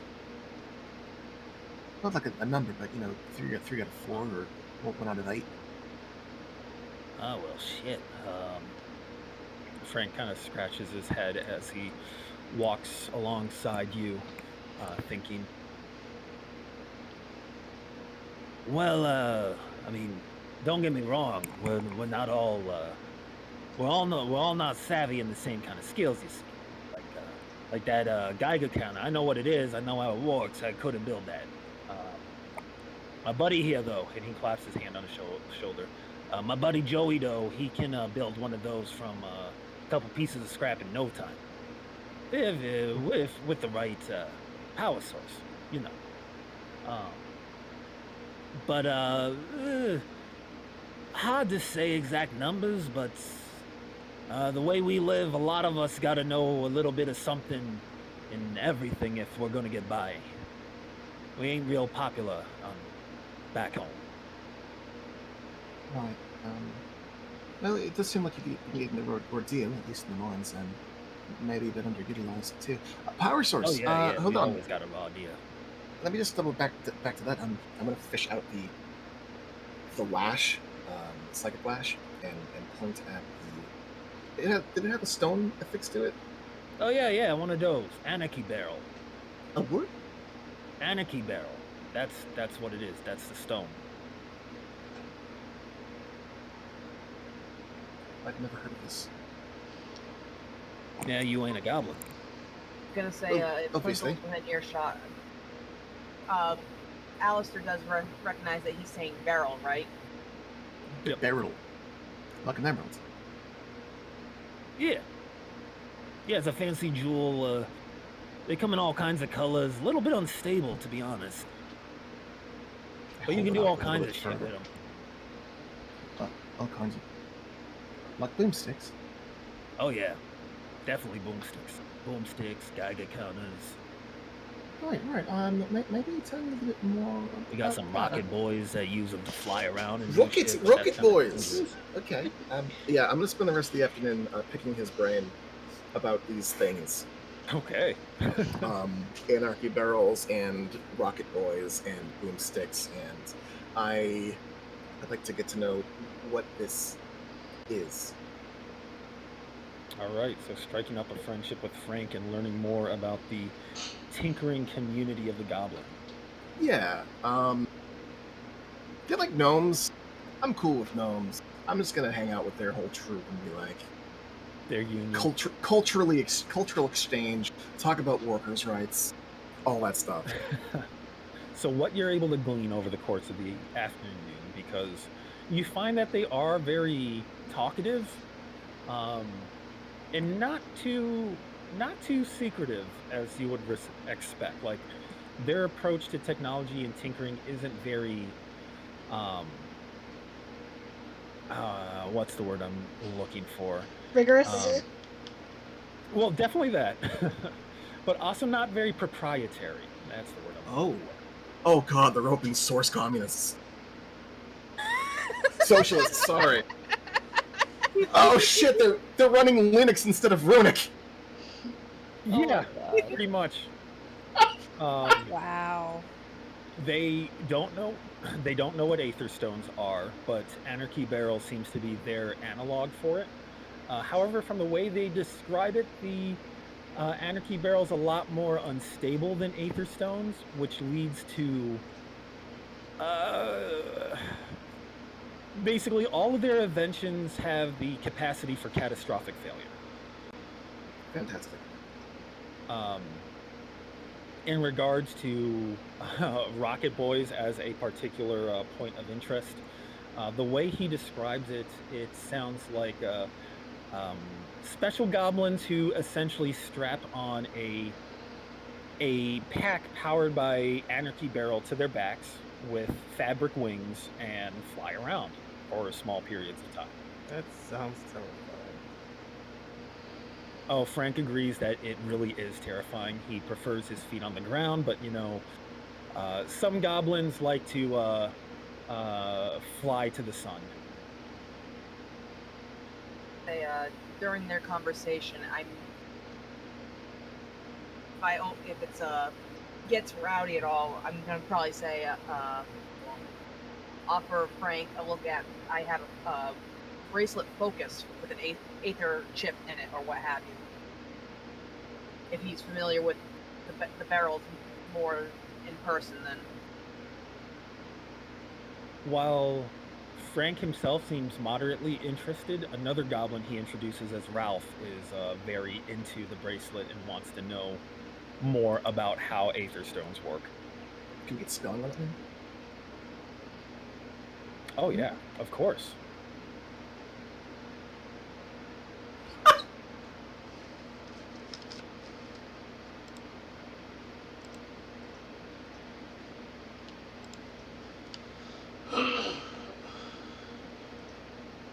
Those are Frank's companions.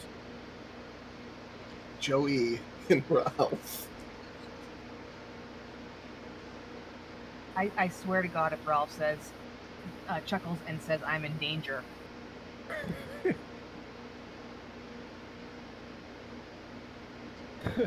I'm very tempted to make Ralph the one he played dead. The general vibe that you get from your conversation and your familiarity with gnome tech is that the goblins seem to be very industrious from what you can glean from their discussion of their society. They tend to invent without a whole lot of restrictions. But whereas gnomes are known to use tried and true principles and iterate to make things work reliably, Goblin Tech is more or less stops at the hey it works phase. They never get past beta. Yeah, no, beta's good enough. Which has the way he talks about those catastrophic failures makes you think that it's everyone kind of knows that this is just the way it is. And give me an insight check. Sure. It kind of sounds like with the inherent instability of their power sources, they know they're never going to make it out of beta. It's a 16. 16. You glean kind of throughout the conversation and piecing together some conversation that the goblins had with Valor Company down in the mines that they have a very close relationship with their mortality. You get the impression that the goblins are kind of accustomed to death being frequent and inordinately preoccupied with goblin kind. And yeah, it's you get the impression that they tend to live short lives. Fatalist. But there's something cheerful about it. Like it's just a part of life. It's just their lot in life. But it doesn't stop them from doing what they're going to do. We're not going to be here for a long time. Might as well make it a good time. Hey. And I would say that, Hallister, with your understanding of tinkering and what drives artificers, you might be getting an inkling of where their particular kind of artifice has stemmed from. Okay. That's what I do at the first day. All right, what else is everyone else up to? Well, Jaeger would be chatting light with the giant. Nothing too serious, just like oh, just casual conversation, just learning about him, his land. How do you sink an actual castle? Okay. So from Telamon, who is the first cloud giant you've encountered, um, give me give me a check to see what you know about giant kind. Um, tell me what kind of check you want to roll for it. Um, History seems fine. All right, give me a history check. You know nothing about cloud giants, Ugh. which is fine. That's what's behind this whole conversation. The last giant you encountered was Stonebones, who was a stone giant. Telamon is bigger than Stonebones. And in your conversation with him, you discover that Telamon leads a very kind of solitary life, that he has a flying castle under his control. In fact, most cloud giants live far above the clouds in their own castles, their own keeps, and occasionally settlements are formed by these keeps that come together and link up high in the sky, typically over the ocean, so they are unmolested by ground dwellers. You get a sense in talking with him that he has, I would say, a gentle soul, but then most of you did see him smash Duergar into ceilings. But Jaeger, you know how how you in particular value some of the lighter things in life, the artistic things in life, despite your fearsome appearance. You find kind of a kindred spirit in Telamon. He's just like me, for real, for real. I will interject with the saying about be careful when a gentleman goes to war. As again, the memories flip back to him just slamming Duergar into the ceilings.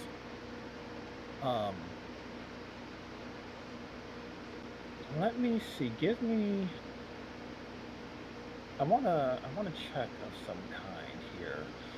Speaking with Telamon, kind of guiding the conversation a little bit, looking into how he ended up here. Just give me a straightforward charisma check.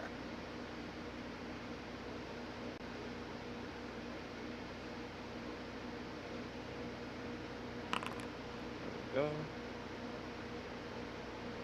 That is a 6. Jeez. Okay. Yeah, Telamon he's not private about the details that he shares, but he is reserved.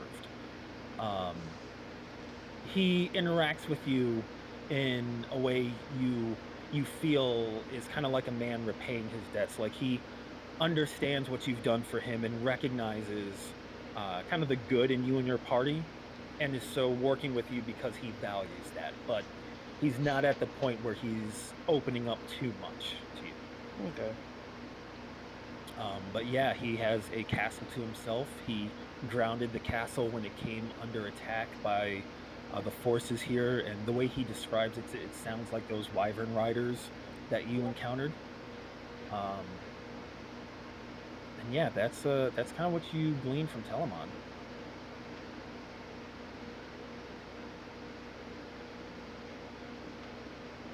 Okay. And just making a note for the record, since Alistair wanted to just remembered something. Alistair said he would have taken some photos with his pictograph of the mines, so that's perfectly fine. You guys had like an hour or so down there while people were attuning, so we can say that Alistair snapped some photos during that time.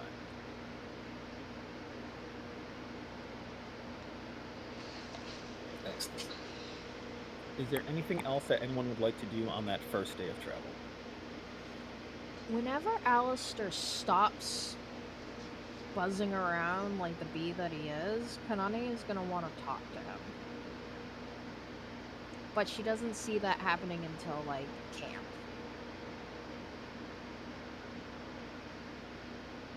Very likely the way that Alistair is deep in his conversations with the goblins. Yeah, It's a cultural exchange. he is in the zone. Okay. So by the end of that first day, when you all decide to make camp, you are in the foothills of the mountains. You've been climbing, not steadily, following kind of a winding route. The landscape over here, it isn't too jagged, it isn't too uneven, but there are plenty of hills and cracks and crevices. So you are able to kind of set up camp here. There's so many of you in this party that you can't help but make a large encampment for yourselves out in the relative open. But you believe that with a few guard patrols that Say and Taliesin are most likely going to set up, that you'll be able to keep an eye on everyone and keep an eye on anyone coming up behind you. Food, however, is somewhat scarce.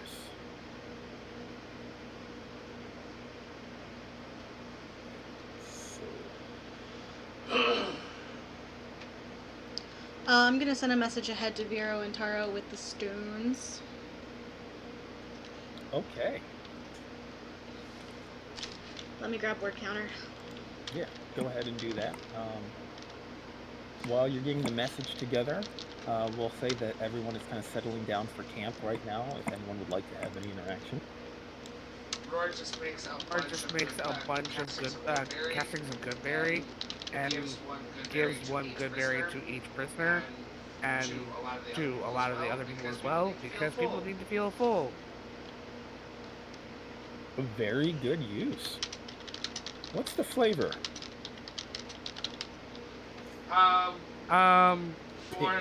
For the normies, the abubbies, the people not from the Dark Shadowlands, it's gonna be blackberry. And for the underdwellers, actually, I'll ask the gobbles what flavor they like first, because they get first refusal. First refusal. When they learn that you can make it taste like something else, they immediately request something in Goblin. And then they spend like the next 10 minutes trying to describe what it is they want with you. It's just curry. You can give me an insight check to see if you can understand what they're trying to describe. Sure, I'll roll it in. Sure, I'll roll an insight check in here because it's pretty hilarious. An 18. Shit. So with an 18, it seems like you get the impression that they kind of at first missed the point, and what they more elaborate meals.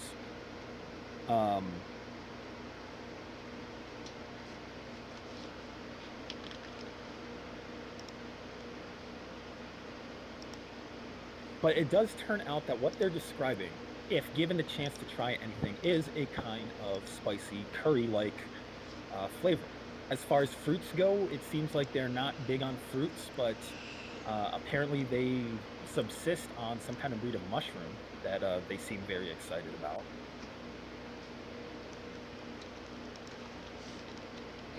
Yeah. I will just the spicy curry that they all asked for. Sure. How many goblins did we have? Was it just like 7 or? I would say with there's about 10 of them. Okay, so all 10 get the spicy curry, and then 6 unfortunate Duergar get spicy curry. And I'll ask. The Duergar look very unhappy when they try these and realize what it tastes like. The goblins, however, are over the moon. I make let's see, that covers 6 of them. That leaves me with. For the rest, for another 2 castings, I'll just make chicken flavored, like roasted chicken flavored. Just boiled chicken. Goodberry. Boiled chicken, no! No, roasted chicken, not boiled, roasted. We're not taking the flavor out. Putting flavor in. So the Duergar get roasted chicken. The 6 other than the 6 that had to get the curry, and then all my first slots, and for my second and third level slots, I'll just use those as well for Goodberry, feed everyone else, and that's down to what everyone else would like. I was gonna say, if you don't want to use up a higher level slot, I can give you back a slot for Goodberry. I'm fine. We're about to roll. So. I figure that's why I can give you back a slot, but I can do during a rest. It is a considerable sized group that you're moving here, so. Yeah, I forgot it's 10. Yeah, I forgot it's 10 areas, so I definitely can cover absolutely everyone with any of my available slots. Awesome. All right. I'm gonna Go ahead. as Taliesin is handing out the berries to Duergar, Alistair's gonna hand out some scones. To the Duergars or to the former slaves? Oh, to the Duergar. To the Duergar. These are from Skyhammer. Aren't you Oh, gonna no. rock hard? Alistair, please do not arm my prisoners. As you say that, there's a loud crack as one of them bites into a scone. He actually seems somewhat pleased. Never mind, give them the scones. At least we don't have them anymore. Thank you for letting me clear up my bin. Alistair's been holding on to these for fucking ever. I can't just throw them away. That's a very Alistair thing to do. They might be useful for something, and they're just growing mold. I will share the 3 jars of jam with the goblins. Oh no. What's wrong with that? This is sweet berry jam. You might like it, you might not. Shortly after you pass them a jar of jam, a fight ensues over who gets the jar of jam. Jaeger looms over them and tells them to stop fighting. What happened to sharing? What happened to the Warren? Give me a intimidation check, Jaeger.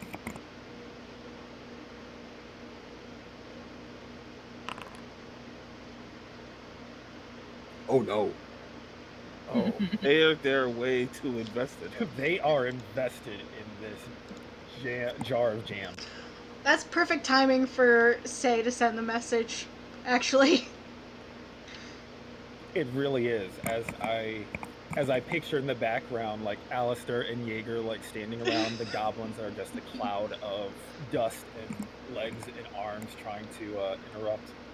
We've done good today, Doctor. We've done good.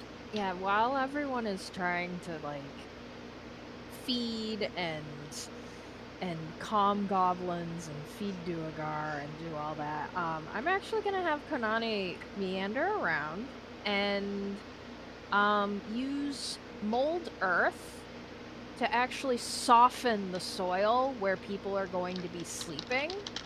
Just because, well, naturally there's not enough bedrolls for everybody, but she would like to at least help make it a little bit softer to sleep on.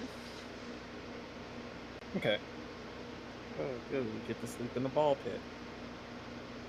Don't piss in it. All right. As this is happening, Say, go ahead and recite your message. Sure. Token collapse the mine. We are heading back with a large number of prisoners. Please send a vanguard to meet us. This is chaos. I'm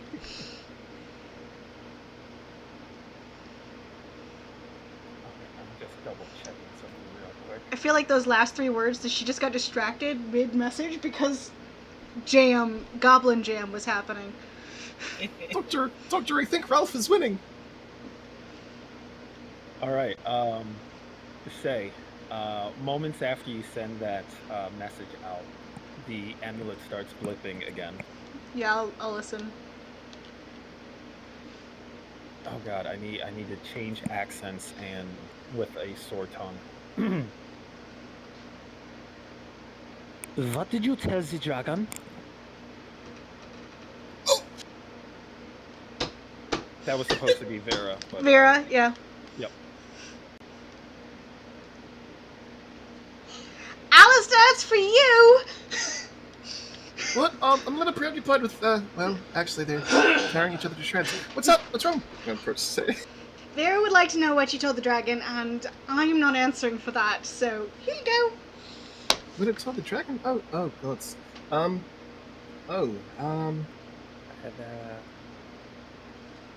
I hold the amulet and frown and, hello, it's me, Alistair. The dragon, Theravex, I told him to... That's probably all the words. I asked him to keep an eye out.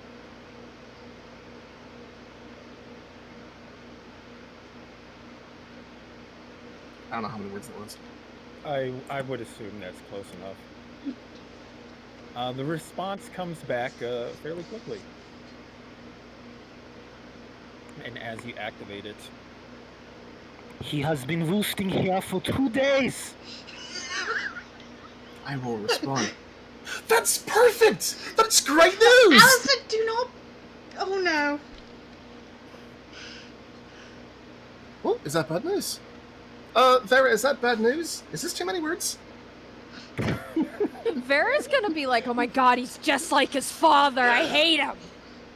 Oh. Say is gonna be in so much trouble. This is great. I love it. Vera's gonna come with the fucking Vanguard just to kick her ass.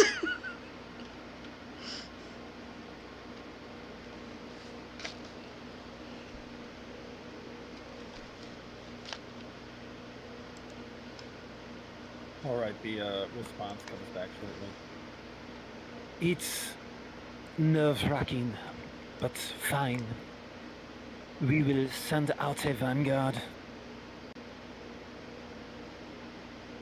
feel like I got there. Is that the last message that we can send out? Yeah, that's all Yeah, 3. yes. 3 and 3. Fantastic. Fantastic. I hand the amulet back to say, well, it looks like Fairvex has been motivated, so that's good.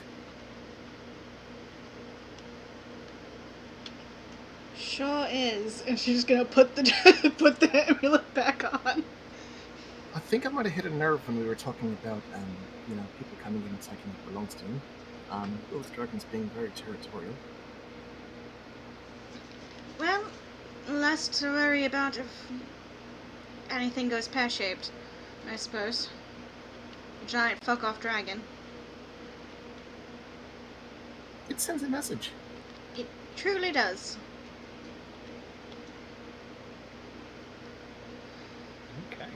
Right, I'm gonna get a chicken berry and then keep an eye on these idiots. Alrighty. Oh, hey, before you do, and I'm going to reach into my under my coat, and I'm going to pull out the intricate and ornately designed lantern and hand it over to Say. Your eyes are better in the dark than mine are. You keep this around them, lit, it'll stay lit all night, and they can't become invisible either in the room. Good to know.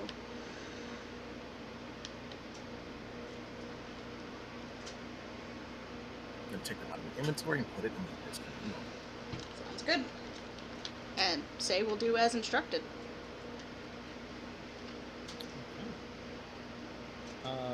Kanane, I believe you were looking to speak with Alistair in the evening? Yes, once things calm down and everyone starts settling.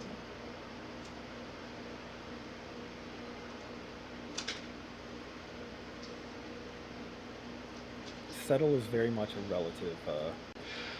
a relative description for some of the individuals in this exodus. As settled as Valor Company is going to get. She doesn't know what about the other people.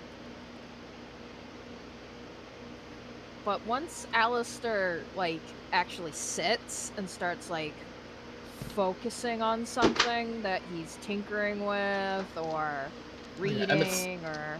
Emmett's busted to shit, so Alistair's gonna work on tinkering and fixing his broken bits. Yeah, that works. That works. How did he even hurt you? You don't really have a brain to hurt. Or do you have a brain? I mean, do you have a brain in there? I'm sorry you had to go through that. And I will approach and kind of stand there, watching him.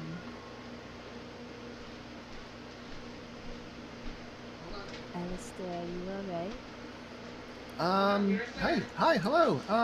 I'm fine. Emmett he's hurt. Can't really see how he's hurt.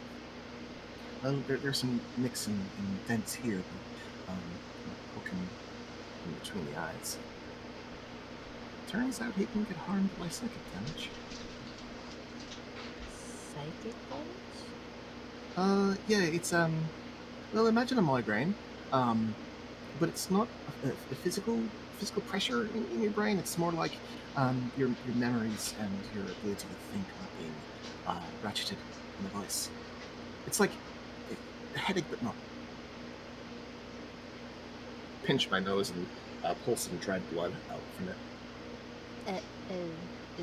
And she'll prestidigitate that away. Like, Oh, thank you. no.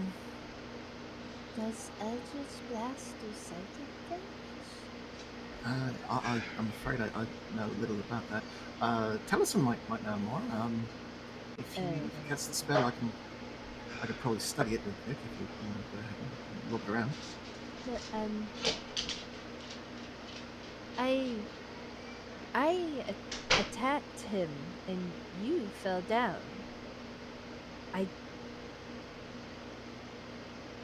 That scared me.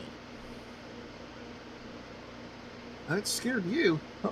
I imagine my surprise when I started hacking into the big bloated bully and suddenly started remembering really terrible, cringy things I did in middle school and suffering pain from it. It turns out if you hit him, he hits back in the brain. Kind of like this thing. And I'm going to pull out the psychic lash and kind of hand it over to Kanani absentmindedly. This thing seems to use the same kind of power. Oh. So I did not hit you. Well, I don't think you did. Is your aim off? I do not think so. I panicked. You fell and you were up and then you just kept going and moving and... Oh, but you hit him. I hit him. Oh, okay. But I did not get any... He did not hit me. No, just me and Emmett. I suppose you'd be near him. Well, it's a good thing you weren't near him. Probably would have hurt you a lot.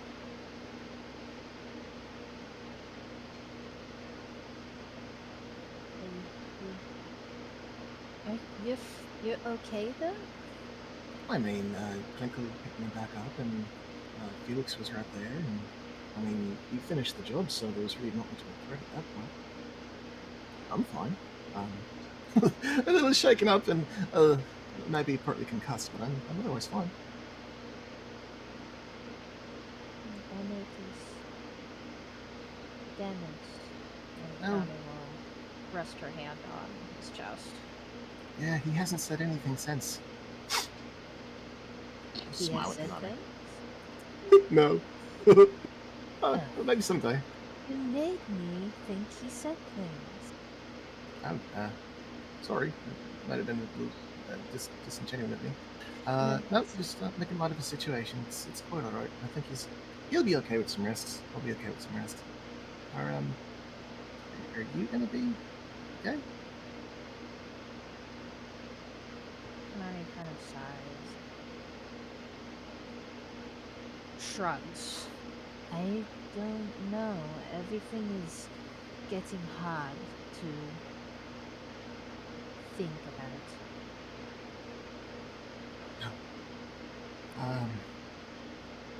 Well, hey, if it's any consolation, clearly you're upset about what happened, but it was an accident. You didn't mean to get me hurt, and you didn't mean to get Emmett hurt. So, for what it's worth, it's water under the bridge. I would never hurt any of you. Either of you. I believe that.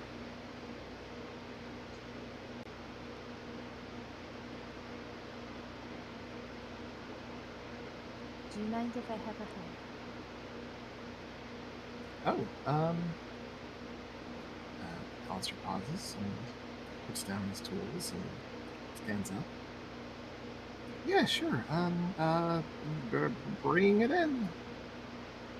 You He do opens not his sound arms like up. you want a hug. I don't do this often. And he swoops in and grabs her.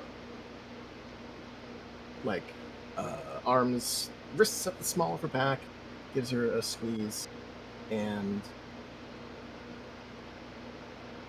Oh, she immediately brings her arms down and squeezes him back.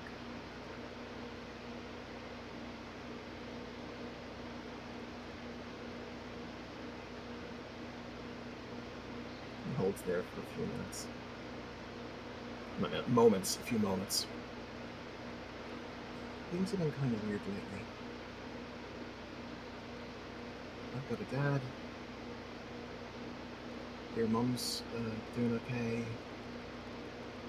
The world's maybe going a little crazy.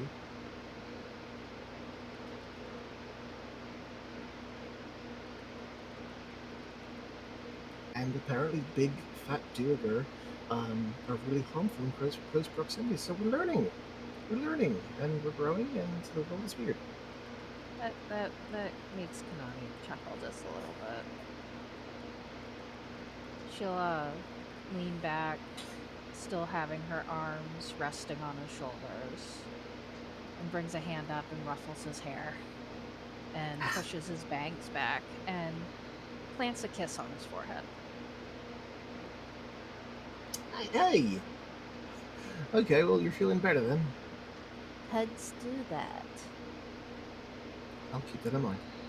I think things will be fine as long as we are fine. I think we're fine. Anyway, I've got to fix Emmett before he starts saying words and yelling at me for not fixing him. I mean, I don't think he would yell at you. He would probably ask nicely. Well, maybe. I like to think he's got a good head on his shoulders. And I sit back down, pick up my tools, and I start to get back to work. I will take a seat by him, just to watch. Hey, would you mind doing that light thing? It's getting kind of dark. Oh, yes. And she will cast Dancing Lights. Much obliged. Alright.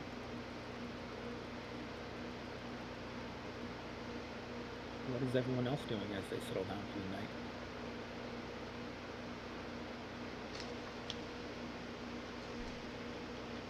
I think Say is keeping guard. I think she wants to go talk to people, but also knows that it's kind of she's like, I mean, she's being Say. If one of these people escapes, it's her fault. So probably fixing her gun and keeping an eye on them. Jaeger's just not like watching and sitting next to Say, but he's just making sure that, you know what, whatever. He's sitting next to Say quietly because they have that rapport that he can do that. Yeah. At some point, you do see Elaine walking around the perimeter of your little prison camp. And once the sun has set and the moon is rising, you can see that he's not always walking alone, as a great shaggy fox is accompanying him on his rounds. Say, with the lantern out casting its ghostly illumination. In the course of the night, probably later in the night, likely after you've gone to trance, there is a slight commotion as some of the Duergar guardsmen attempt to test your party's alertness, but it quickly gets established that the lamp is not going to let them get away with any of their tricks.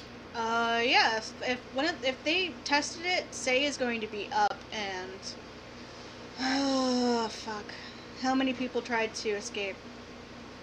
I'm gonna say there were 2 guards. 2 of the Duergar warriors, I should say. Did agree if they tried to run to get a bolt in the back of the head. Yep. Indeed. Probably the ones that aren't collared. Yeah. Say will kneel them, execution, in front of everyone, and just fucking shoot them. She is brutal. Okay. There is a bit of a disruption to the rest as I was gonna say, did they try to run or did they try to turn invisible and realize they didn't turn invisible? it was, and tell me if this will affect your decision, Say. It was more along the lines of they tried to turn invisible and tried to shuffle out to where they thought no one would notice them. Yeah, no, Only that's for- an escape attempt. Okay. All right, that is fine. You've reiterated your stance to the rest of the Duergar, and there's a bit of a disruption in the sleep of the rest of the party, but not a whole lot.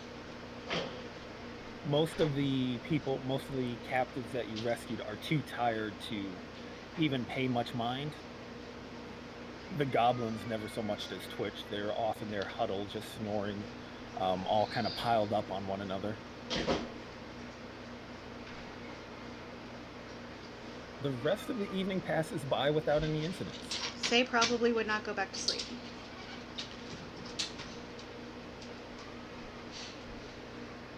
I think with Say kind of settling back down, kind of at some point, this being very late at night, early in the morning, Elaine would probably take a seat by her. Not really saying anything, just sitting with her.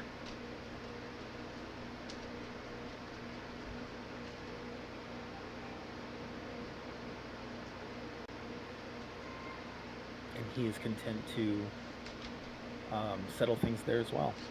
Yep. She probably got a 1,000-yard stare when she's not, like, actively watching people. All right. The rest of the night proceeds without any incident. In the morning, as everyone rouses, and not normally you would have breakfast, but with so many people, breakfast is not really on the menu. But you all start to gather your things together and set off to continue your trek to the refuge. During this part of the day, Mirai starts to come out of her reclusiveness a little bit, and you notice. Well, first off, let me ask Valor Company this: in the general column that is moving, where does Valor Company position themselves?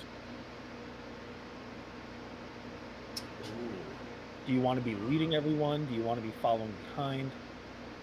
Felix will probably be in the lead since he's the only one who knows where you're going. How to get there, rather. It would make sense to surround them, wouldn't it? Yeah. Say would probably be in the middle with the prisoners. I mean, it's only 20 people, so it's not hard to get back and forth to chat about shit. Yeah. Jacob can be in the back. Alistair's gonna follow Say. Say's going through some shit, and he's gonna be nearby. Everyone takes their turn watching Say. Yeah, basically. I mean, She's got the rod. That's some baggage attached to that rod. Yeah, Kanani's gonna linger around with Alistair and say, I mean, if anybody's going to fuck up, she can do a quick fireball to put them in line. Just nuke the center of mass. Just nuke them. Talisman's taking up the rear with Jaeger. Alright. So, as mentioned, Mirai starts to come out of her reclusiveness and hangs out near the front of the group, moving across the landscape with surprising dexterity. And soon she and Felix begin to kind of make a game out of just hiking and keeping an eye on things as they lead the column further and further into the foothills of the mountains. It gets to about midday when the two of them come kind of careening down the pass ahead of the marching column, kind of waving their arms, bringing everyone to a stop as Mirai approaches, looks for Valor Company and approaches whoever steps up first to come and meet her. I mean, Say will step up just because she probably assumes that it's the Vanguard. Hopefully the Vanguard. She's hoping it's the Vanguard.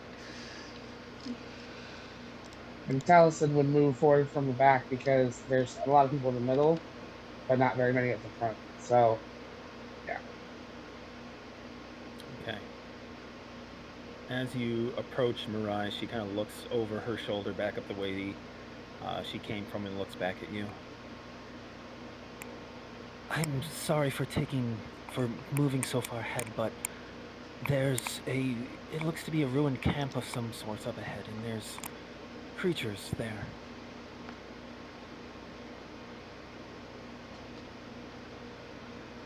What sort?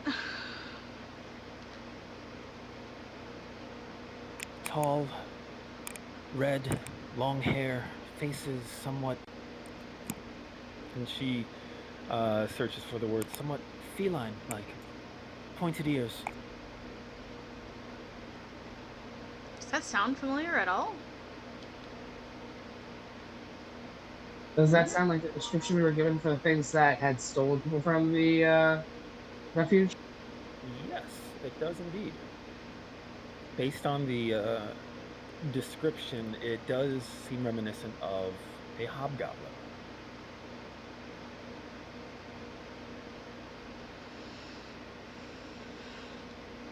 Well, fuck. Did you see if they had any prisoners with them? There was one man with them. He did not seem to be among them. Well, not part of them, rather.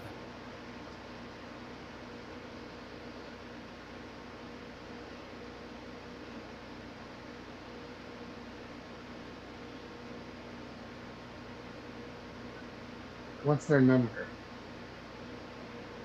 Said, what's their number? Yeah. Yes. I counted 6 of them.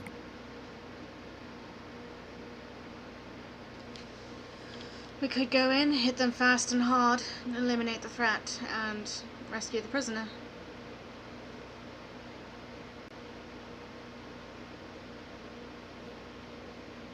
That sounds like a good plan. Are we all good and ready for that kind of plan?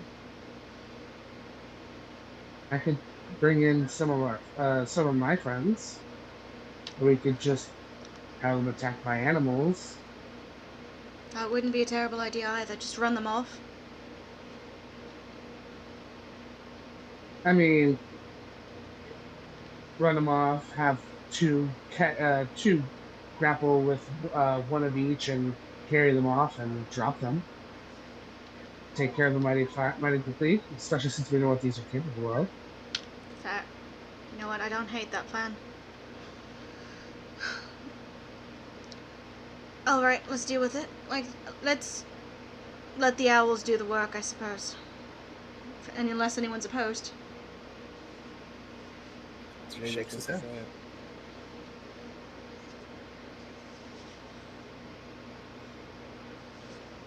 So I guess the All plan right. is to use the owls in a very similar move as the mines.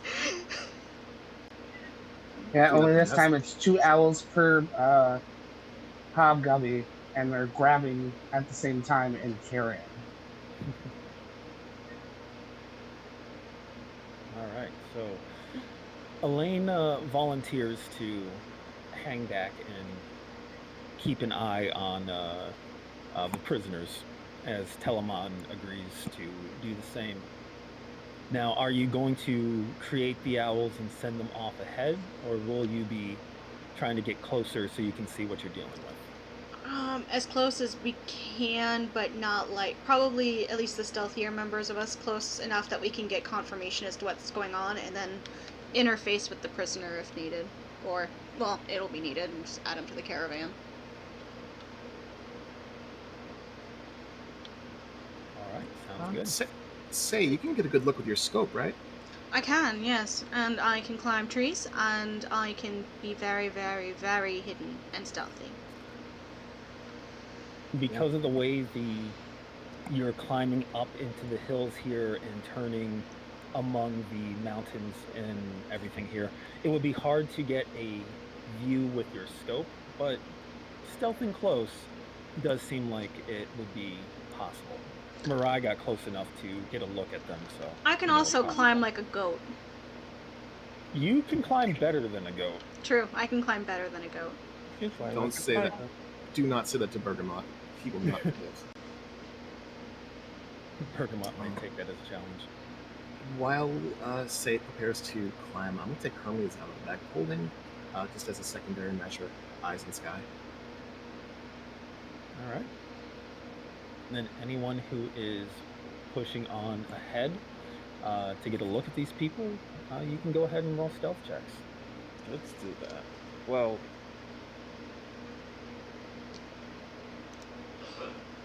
who's gonna? I will cast Pass Without a Trace first. Yes. Yes, please. Excellent. Holy shit. Who's going? Because Jaeger wants to make sure there's somebody to actually watch the prisoners. Jaeger and Taliesin, it sounds like Alistair, maybe? Alistair's going to get close, yeah. Alright, say Taliesin and Alistair. Sorry, my brain. No problem. Jaeger will stay back then. DM, mechanical question. Did Say get a long rest in before she had to wake up to go back on guard duty? Okay. Yeah, everyone got a long rest. And Telemon and Elaine are definitely staying behind to keep watch over things. Okay. I trust Telemon. Jaeger, would you prefer to go? Because I can have Alistair stay back. With those three, it's fine. I mean, it's fine. As long as somebody's going, somebody's staying, it's all fine. Plus, he was the intimidating force. Might as well stick around. That makes sense.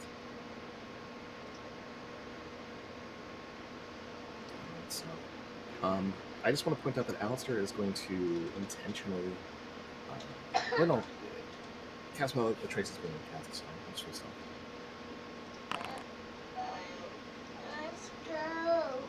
Let's go. 23. 34. Oof.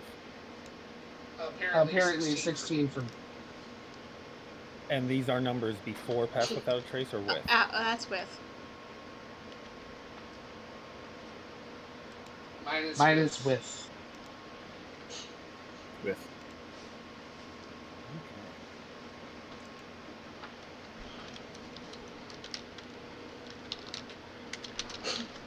Alistair, are you bringing Emmett along or just Hermes? Just Hermes. I'm gonna leave Emmett with the caravan. He's loud. Hermes has advantage on stealth if you want to have me roll for her while she drones up into the air. Yeah, that'd be a good idea. Okay, cool.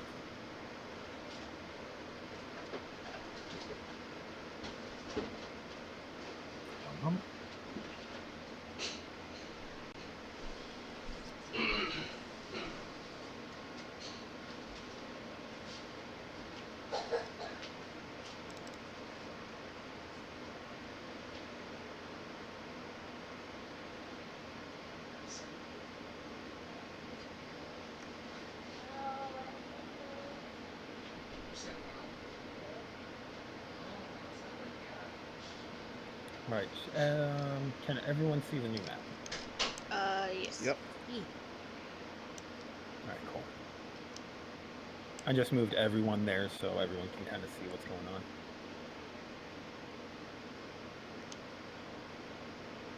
Can someone stream the map? Because I cannot see it where I'm at. Yeah, Liam woke up sick. Oh. Not coughing sick, but still very grumpy and mad about it. Understandable. Cece, you got it, or should I try and do it? You can do it. I have too many screens. Okay. All right, 25. All right, so this small band sets off to take a look at this camp, with Taliesin providing some cover in the way of Pass Without Trace. And for the most part, you guys all travel exceedingly quietly, both from your own skills as well as the magic augmenting you.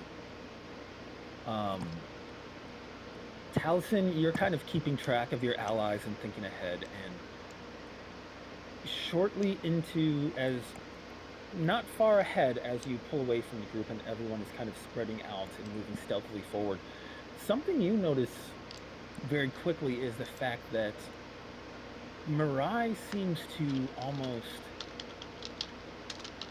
She moves across the landscape as though she isn't there. Just by virtue of her quietness, the way she moves among the brush without disturbing anything. If you didn't know she was traveling with you, you would not have known that anyone was moving here. Only because with Pass Without a Trace, she broke a 40. Motherfucker! Say you noticed this, but your awareness comes from a different place as you keep tabs on this new recruit, and find that your initial impression of her as someone capable of handling herself is starting to become more and more true. Wonderful. I'm gonna climb this rock wall and leave her to it. Go for it.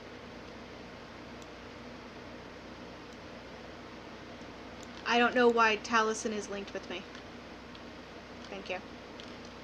Draw a box in open air to kind of like deselect tokens, and then you can select Say and move her as Well, she's where she's supposed to be.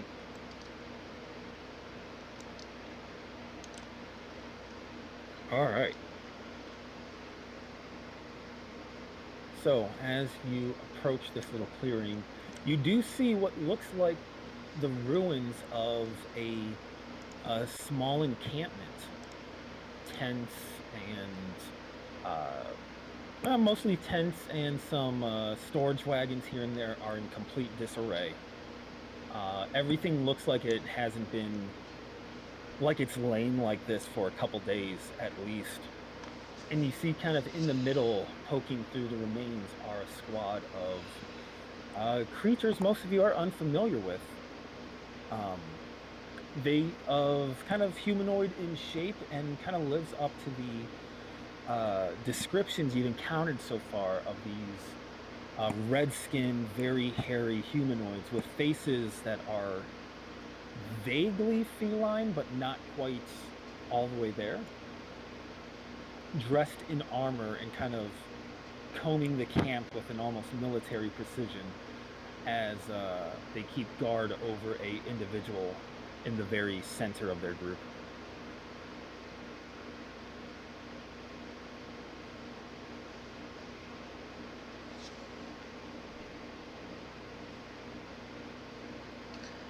Can I roll an insight check just because Say is paranoid as hell?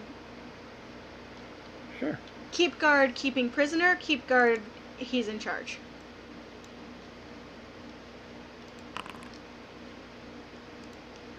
Oh yeah.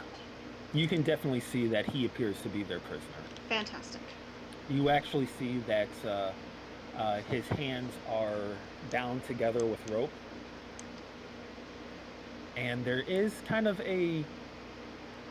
a rope that trails from him to the authoritative looking hobgoblin in the middle of the group. Is the authoritative one holding the rope? Yeah, it's kind of tied to his belt. Give me a minute. Sorry, I'm looking at my Battlemaster feats to see if I got a disarming one. So that I can unattach him. Is it just a rope? Yeah. Or is it a chain? Rope. I have misplaced my Battlemaster stats.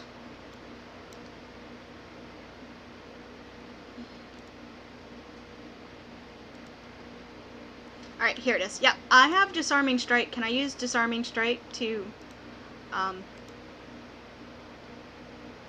try and hit the... I don't know why it keeps closing. To try and hit the rope and unattach him as we send the eagles in? One moment. I'm going to say yes. I'm just trying to figure out how it would work.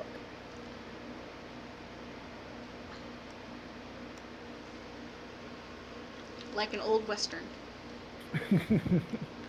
I don't care if I hit the hobgoblin too. Oh, of course. I mean, that is not a worry in the slightest. Also, I'm hidden, and I'll take a You've second seen to Clint aim. Eastwood movies with people on the hangman's noose and someone shooting through Literally the rope, right? exactly that. Ah. Oh yeah.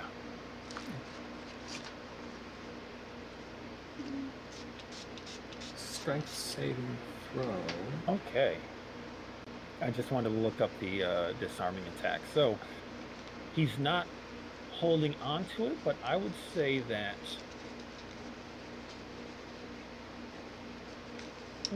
Like we'll a flat handle it a little DC or differently. something? We're going to say that you can roll an attack to aim at the rope, and then roll a add one dice of your Battlemaster dice to it to hit a DC to basically get that rope. Okay, sure. So I'm going to take a second to aim. Because I have steady Okay. aim, so I'll take my bonus action to do that.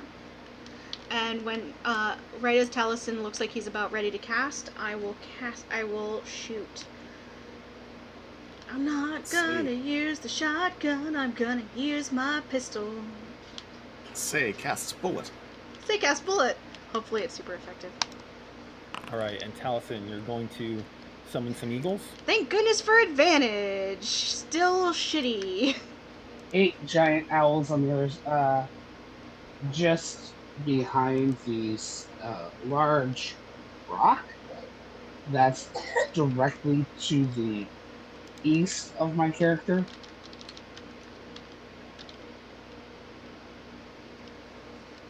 Yeah.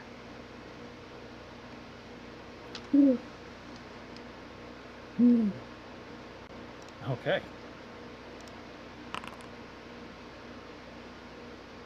So let's go and see. Oh yeah, good thing you did get advantage. That aim is good. Yeah. Alright, so all told, with your combat superiority dice, that comes out to a 26. Yep. I'm gonna say that's enough to snipe the rope between the two of them. As kind of at the same time, Taliesin, you said you summon all of the owls and send them into attack? Yep. After they're summoned in, I just immediately say 2 to each red creature, carry them up, drop them. Okay. Fly like owls, attack like eagles.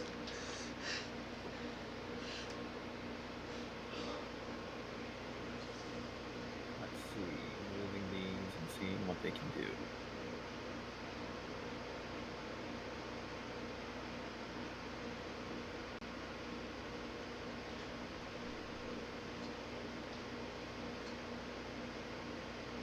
Just moving them over to see which ones are the closest ones to them. Okay.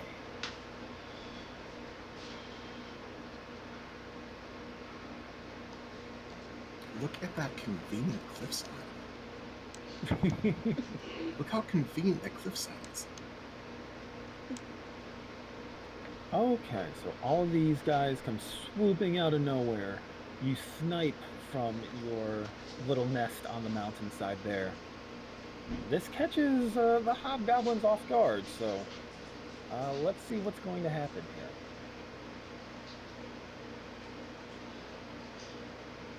I think the owls are going to make some grapple checks.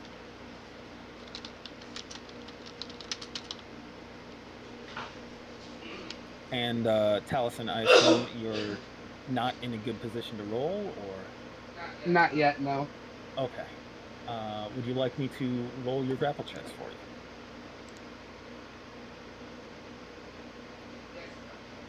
Or say, Ken, I Yes, believe. please. All right.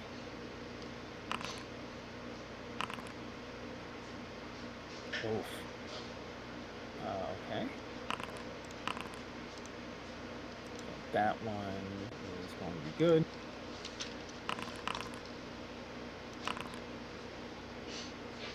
Oof, okay.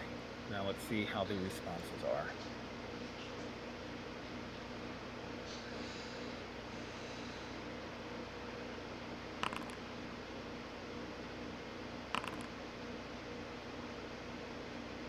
I almost feel like the hobgoblins gonna have to roll at disadvantage because they're getting grappled from 2 different directions at once.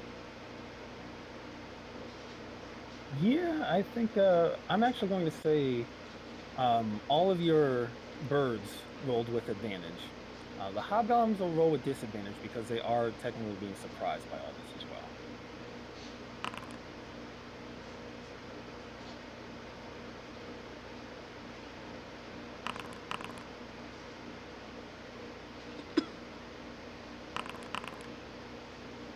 All right.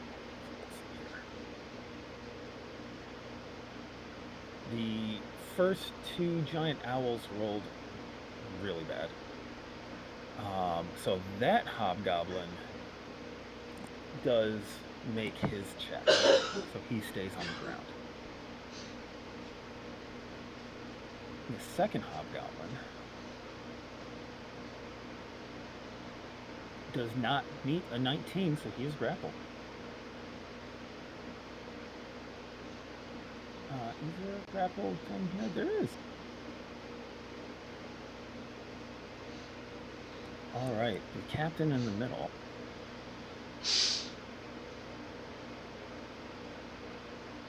Oh no.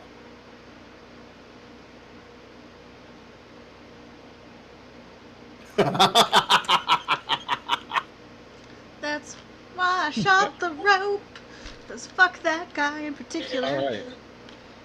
So, 2 of the hobgoblins managed to react in time to avoid the swooping grapple. 2 of them did. Let me check. Is there anything that this hobgoblin captain can do? Nope. All right. So, some of the owls immediately began making off with their captured prey.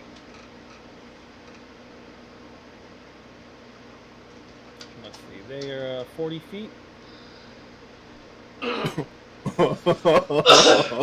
60 feet. Oh no.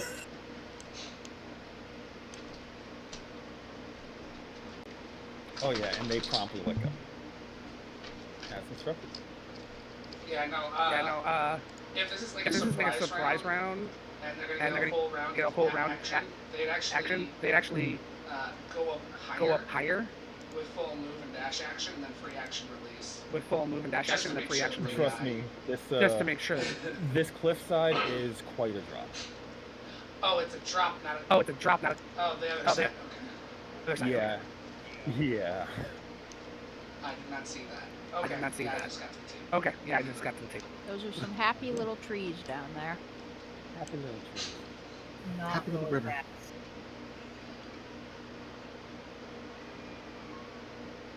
Shit, I just woke up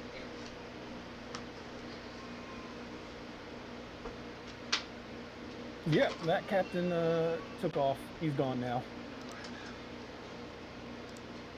And I'm going to say that's it for the surprise round and initial shots. I'm going to have a roll for initiative. I don't think this is going to take all that long. Yep, I can go again. Oh, I got it. Stay.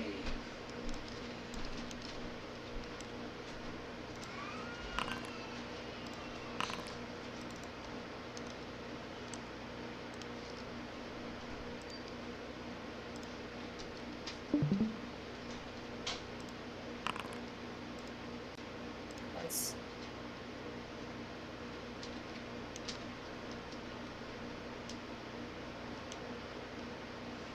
All right, and you said you were back at the table? No, the moment he sat down, Liam coughed himself awake again. But I've got control of his character sheet, and I am streaming the battle map so he can see. All right. Yeah, it just takes me a second to be able to reply because sometimes my push on my phone doesn't want to. I'm going to assume that you're going to just keep commanding the eagles to swoop and carry over the cliffs. Yep. Okay, the one giant owl I rolled will represent all the giant owls.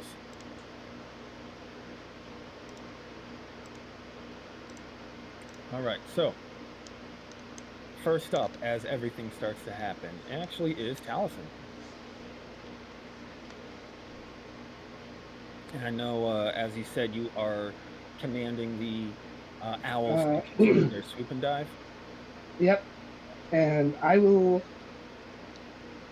step out from behind the tree and aim at the hobgoblin that's furthest away.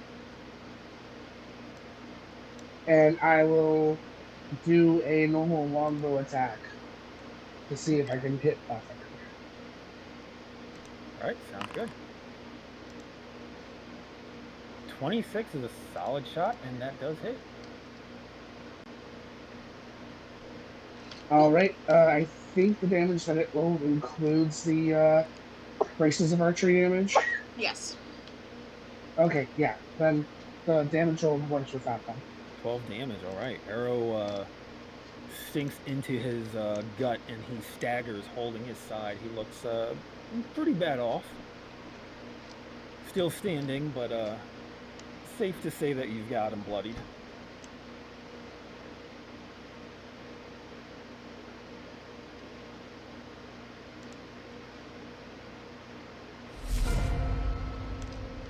There we go. All right. So you fire off your arrow, and are you going to stick behind cover? Yeah, I'll stay behind cover. I just pop out, shoot, pop back. Sounds good. All right, say. Yep. I'm assuming I'm not hidden anymore. So, yeah, I'm gonna use my bonus action to aim again. Okay. I'm gonna shoot that guy. The same one that was... Oh, nope, that guy. Got it. Spread the love around a little bit. Go for it.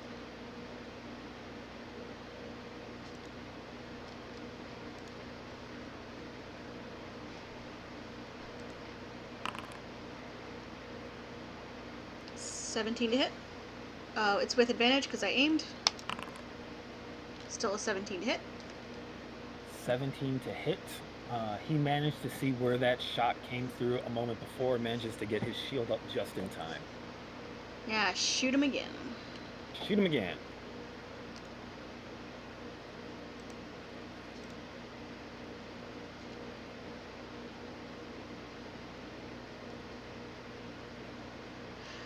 I shoot him with a Shatterpoint bullet. Ooh. I made a bajillion bullets. You might as well use them. And I just ran out of bullets. Hold on.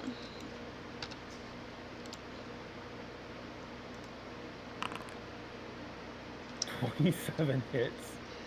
Hold on, let me roll with the, let me get the shatter points out an extra d6 bleed, so, or piercing. Ah. So 10 plus an extra d6? Yep, 2. Alright.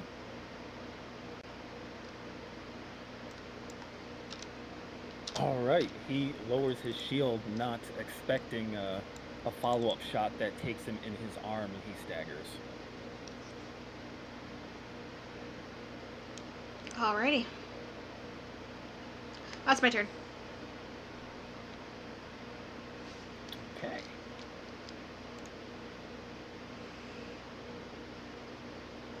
After you, it is that same hobgoblin. Let's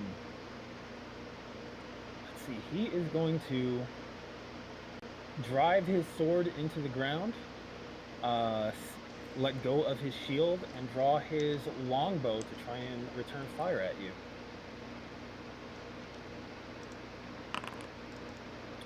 First attack is a 22.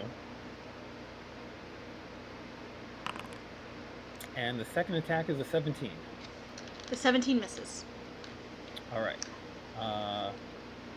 He rolled like absolute dog shit on that 22 attack and only does 2 piercing damage.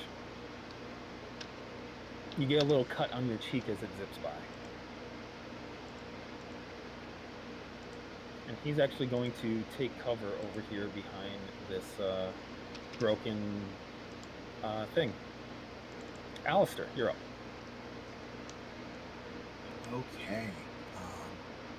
Alistair is going to take a bonus action and by affixing a small pair of brass, they look to be pipettes, to the heels of his shoes. His feet catch fire. Oh, no. So he casts our Chardalon's Stride.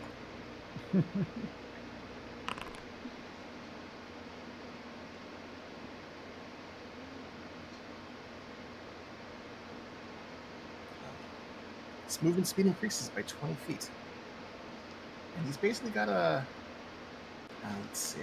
You're the rocket boy. You're the rocket boy the goblins warned us about. They warned you about me. 5 feet of a creature. Yeah, so Hermes is up in the air, so Hermes does not take damage for this. Alistair's going to move 30, 40. Oh, we can't get close to anybody. I would say the birds are actually flapping in the air. They're like 10 feet off the ground. 10 feet off the ground? Okay, so that's going to be 30, 40, 50. 50 feet of movement. That's going to put him there. In my head canon, he lets off a goofy whoop as he Same. I was thinking that exact same thing. As he is he's just sent careening forward into danger. We're gonna double move. We're gonna double move so that we are within 5 feet of this guy, but not yet in melee with him. Yeah, we're gonna end right next to that guy with double move. All right. Within 5 feet of the creature. Oh, actually right next to him. All right, yeah. Shield up, flailing around. Is he making a... I don't provoke opportunity attacks. I'm moving past him. I'm moving past him into the bushes. Oh, the bush is going to catch fire. The bush is going to catch fire, baby. Okay. So he's going to take 1d6 fire damage as I just past him. Okay.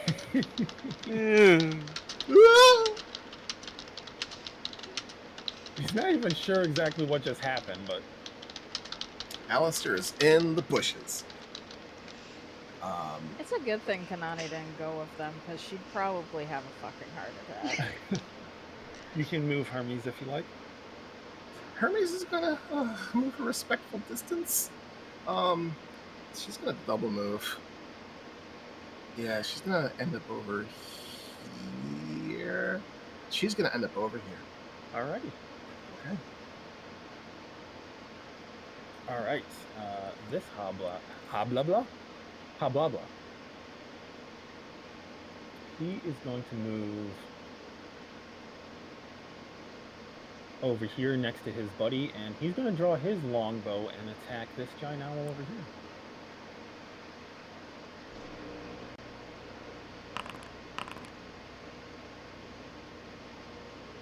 Unfortunately, his first attack is dog shit. That's an 8. His second attack, though, is a 20. That does beat the DC, the armor class, and does 8 piercing damage to the owl. He's okay. About to say, I do not have owl stats handy. All good. This guy is going to... He sees you zoom past him, Alistair, but he's got owl problems, so he's just going to lash out at the owls next to him. 99 problems and an owl is one.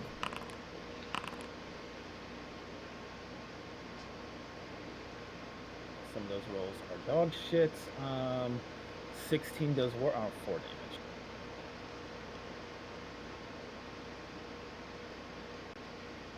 Okay, that is terrible rolls. Alright, wounded hobgoblin over here.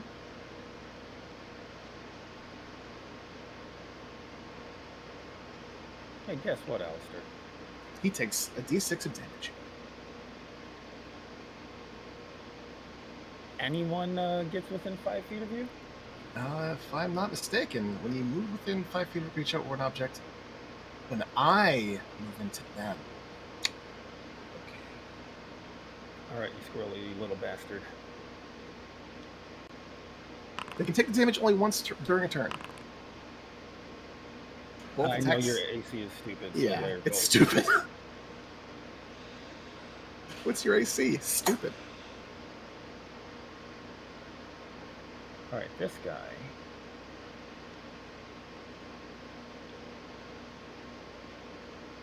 He is going to move back,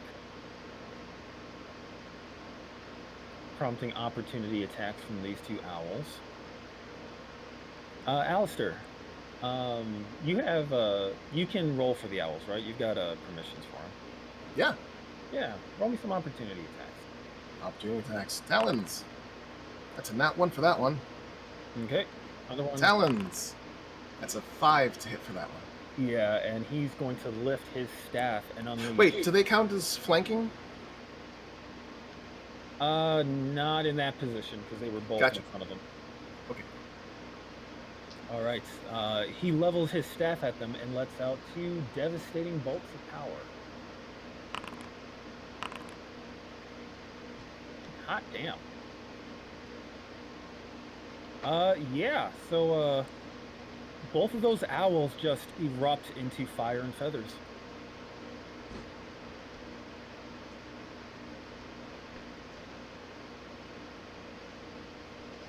As he turns his smoking staff towards his next target. I like how it tells me every turn that I don't have permission for the various items. Oh no. I'm not even touching anything. It's like, say lacks permission. Like, okay. I'm glad I'm not the only one that gets that. No, you're not. Oh, that's weird. Alright, everyone moves out of range of Mirai, and she's very unhappy.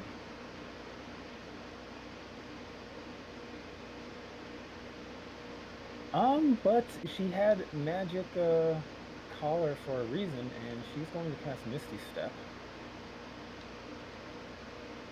Oh, she's one of those.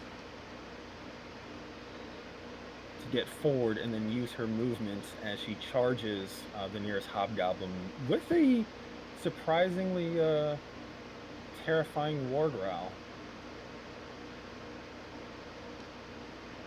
And she's going to lay into him with the short sword that Say gave her.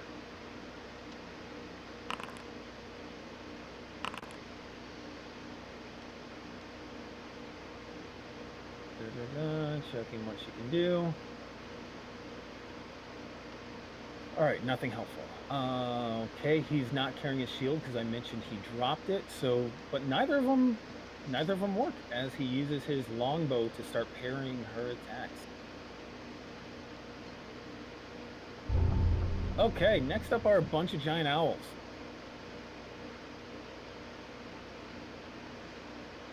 So we've got 4 giant owls over the open cliffside, and 2 giant owls who are right next to a hobgoblin.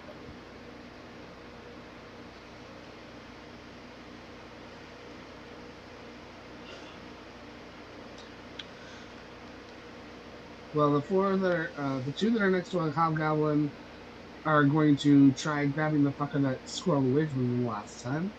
All right. Strength check with advantage as they try to grab hold of him.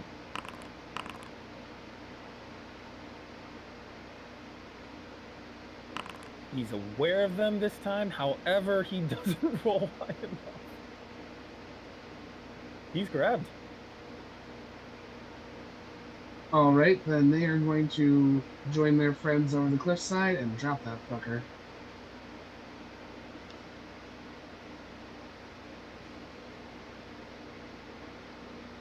Yeah, they can get just over the cliff before they drop him. Alright, and the other 4? The two closest will swoop down and grab That's a caster, by the way. fuckface right next to Alistair. The caster, yes. Nope. Oh, wait, okay. Not That's the fine caster. too. That's fine too. I imagine the back 2 will go for the caster since Yeah, they're going for the one that just happened to be the closest. And I don't know if they have enough movement to make it over the cliffside or not. they do not have enough movement for that. He does make his dexterity check to avoid being grabbed. Hey, at least Alistair's flanking now, though. Alistair is flanking. Yes, give me Okay, flanking. Give me flank. Do you want to send the last 2 after the caster? So the caster's the one that's highlighted right now? This guy. Yeah.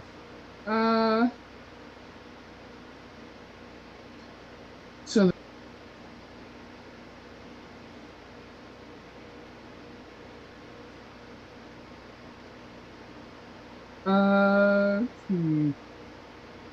yeah, they're the farthest ones will go for the caster.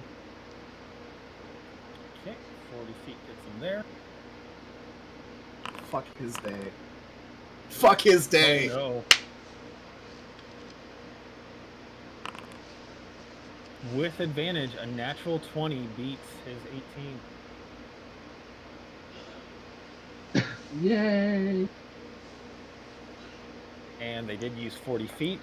Let's see how much more they can go. Oh, they are almost off the cliff. All right, that's it for Birdos. Callison proper. All right, Taliesin proper. I'm going to peek out, and for the caster, did I see him use something specifically, or did he just cast normally? You saw him level his staff, and it looks like just unleashing bolts of power. Not a specific spell, just bolts of power. Can I try shooting his hand to make him drop the staff? Since he's already kind of indisposed, being carried away? I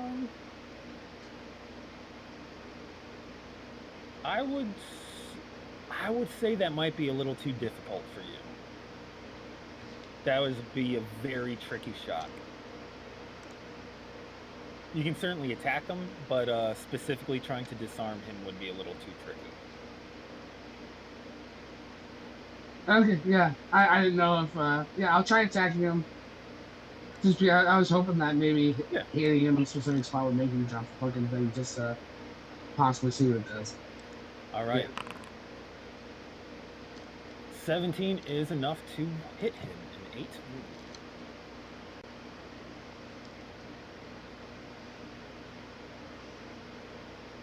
Alrighty.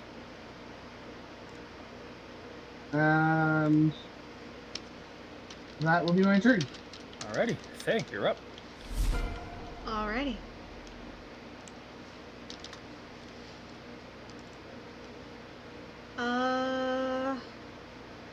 Yeah, let's move. Walls mean nothing to me. Walls mean absolutely nothing Walls are but suggestions.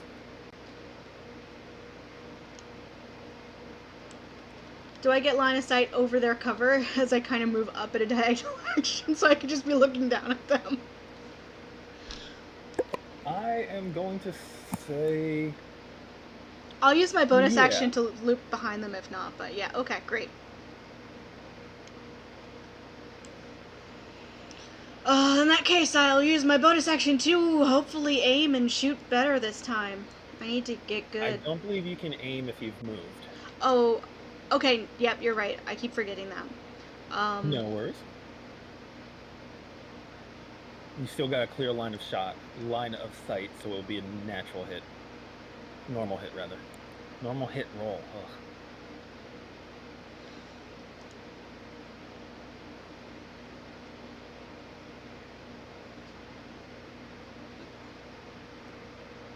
Sorry, I'm just looking over my combat maneuvers because I have not been using them to their full extent. And I believe sneak attack would trigger if you hit someone within 5 feet of an ally. Yes. So I'm going to shoot at the guy that... Mirai is currently Morai is... Yes, distracting. She can be sad at me.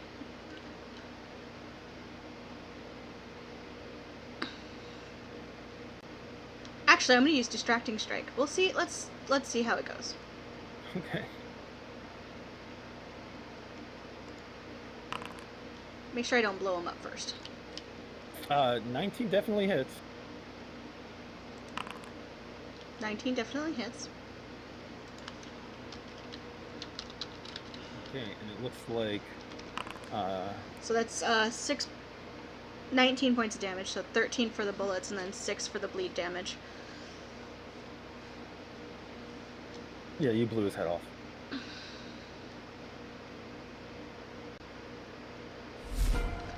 So for my next attack, For my next trick, I will aim for his buddy. Not Go for it. aim, but you know, shoot at his Yeah. buddy.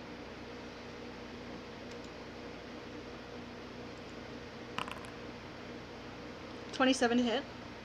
ooh, 27 definitely hits. That's a significant amount of damage. That's max damage. Woo! So 19 points of damage.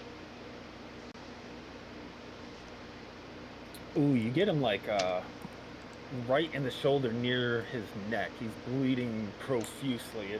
It's a bad hit. He's still on his feet, but not by much.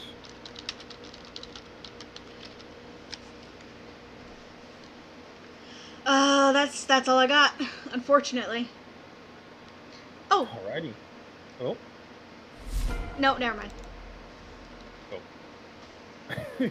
I was like, I couldn't remember if I used my bonus action this round. I didn't. I'm gonna hide. You can certainly try to hide on the side of the mountain. Yep. I'm gonna Go probably. ahead and roll stealth. I'm probably gonna hide as well as Liam does, but I'm gonna try and tuck into a crag, you know. Yeah. Alright, while Say is hiding, I'm Alice, reminded of the ogre. That's a natural 20 for a total of 29. Plus pass without a trace makes it a 39. I think pass without trace you have to be within a certain feet of Taliesin. I think it's 60 feet. If it's 60 feet, then you are well in... they might think not it's- even last. I think it's 10. 30. Oh, it's Yeah, 30? It's either 10 or 30. Oh, never because, mind then. like, Verdi has it. Alas, it's only a 29 then. Only. Only a 29. Alack, alack. There's one in the I'm pool. gonna- One in the pool. This guy's flanking. I'm flanking Vowels. Hello, friends. Thank you. And I'm gonna take a couple stabs at him. Alright, go for it. With advantage. Is a 16 hit? 16 does hit because... actually, no. This guy has his shield and sword out, so 16 does not hit. Does not hit. Okay. I'm That's going with to advantage? use. That's with advantage. I rolled Alright. 2 6s. I'm going to use Flash of Genius to add a 5 to that.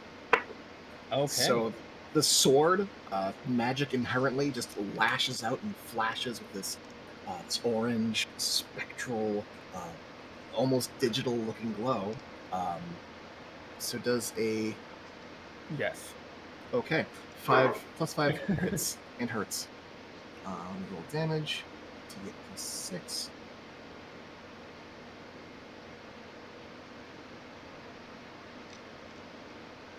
$12 points of slashing damage. Oh yeah! You strike something vital, and he's not going to recover from that. Ooh, he is down. I will call out as I skate toward the... Yeah, we'll have the other guy. And start skating toward the next guy.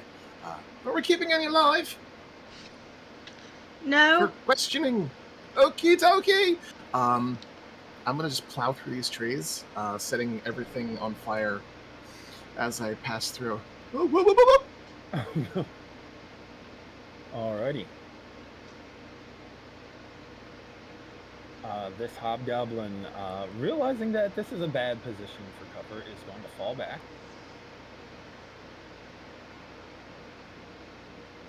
Ooh, we get to chase him. He's going to take cover over here as he tries to take out one of these birds, pulling the other guy away.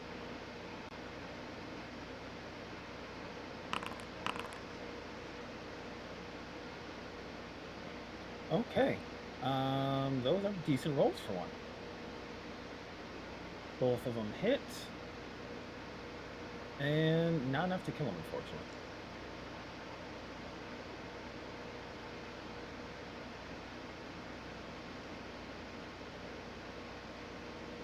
Alright, that's all that he can do.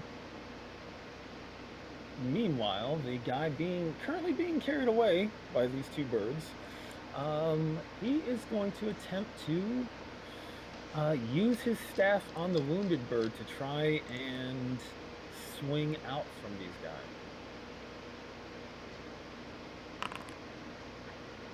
Can you do that while he's grappled? Yeah, grappled, you can still make attacks.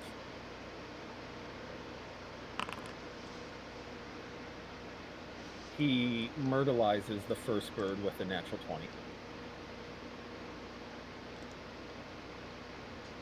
Oh, I think that's my initiative counter. I don't want to actually kill him.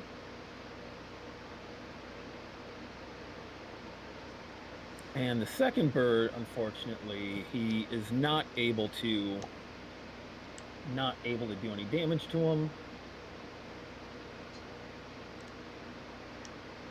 And he's still being grabbed. He's still being held. Next up, Mirai. She goes right after the one that got away.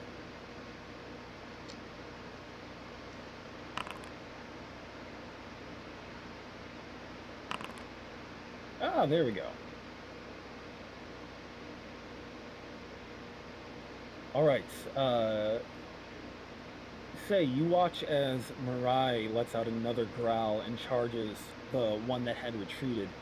And she leaps at him, driving the sword down. Misses the first shot, but with a kind of a backhanded slash across him, you actually see a quick little ripple in the air as blood flares and he falls down to the ground dead. Definitely a good strike, but something else weird happened. And at this point, I think Say is pretty used to magically Weird. enhanced attacks. Magically enhanced individual. Alright, giant owls. There's only one left holding the one wizard guy. And I imagine he's going to take him for a ride. Yes. Yep.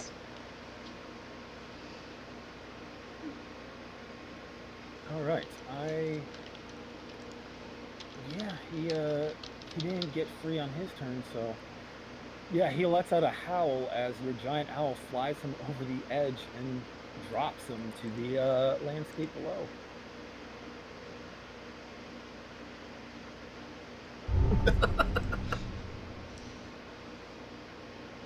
Good use of burbs.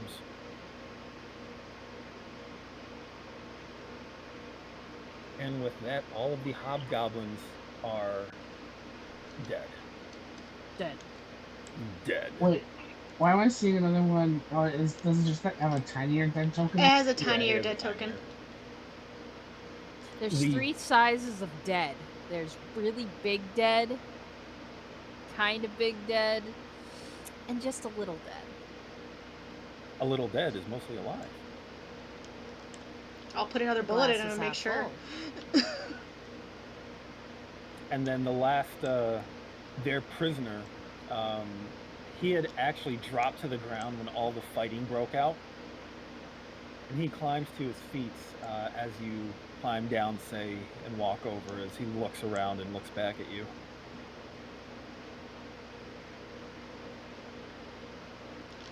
You from the refuge, then? I am. I'm Edwin, one of the rangers of the refuge. And to whom do I owe my newfound freedom to? I'm Say Kyrell, this is Vala Company, well, half of Vala Company. You're welcome to join us, and I'll grab my other dagger to undo the binds on his hands. We're heading back to the refuge ourselves. We actually could use the help. Help is the least I can do for what you've done for me. Great, so to be warned, there's about 15 to 20 Duragar prisoners, a cloud giant, and a bunch of small things that look like gnomes, but not. And they're called hobgoblins. Not hobgoblins, goblins. Regular goblins, I guess. As you bombard this man with it's information he really doesn't need to know, in true Say Kyrell fashion, we're going to call it here for the night. Hey. Yay! Thank you guys for sticking with me this late. I wanted to make sure you got your money's worth, since I won't be able to run game next what? 2 Yeah, weeks. I forgot. Loose Cannons was this week. This is this week. Next week should be you, but it isn't gonna. Yes. Good job. That said, there's a lot of travel and stuff happening. Would it be, Yes, you can play on the forums. Yay! And the villagers rejoice. Cool, because I have to get as much as I can out of these Heelys. It's a 3rd level spell. I gotta use all of it. His flaming hot Heelys. You act like Say doesn't want to fucking ride. Hold on, wait a second. Hold on, wait a second. Can you put them on Say's magic boots and make Hold on, wait a second. them fast, quiet boots? Fast, quiet boots. Spell book. Self. Well, I mean, Say will jump on your back. It's Yeah, fine. Oh God, no! Oh wait, And Alistair cannot support that. He's a squirrely fuck, but he is not a strong fuck. Is it possible to cast that into the Ring of Spell Storing? It sure is. We're gonna do this. We're gonna make Say Say fly. Say will rocket up a wall like a goddamn Looney Tunes cartoon. And with these shenanigans, I'm going to go to bed. Same. I am exhausted. Thank you all for Good them. night. Have a good night. Good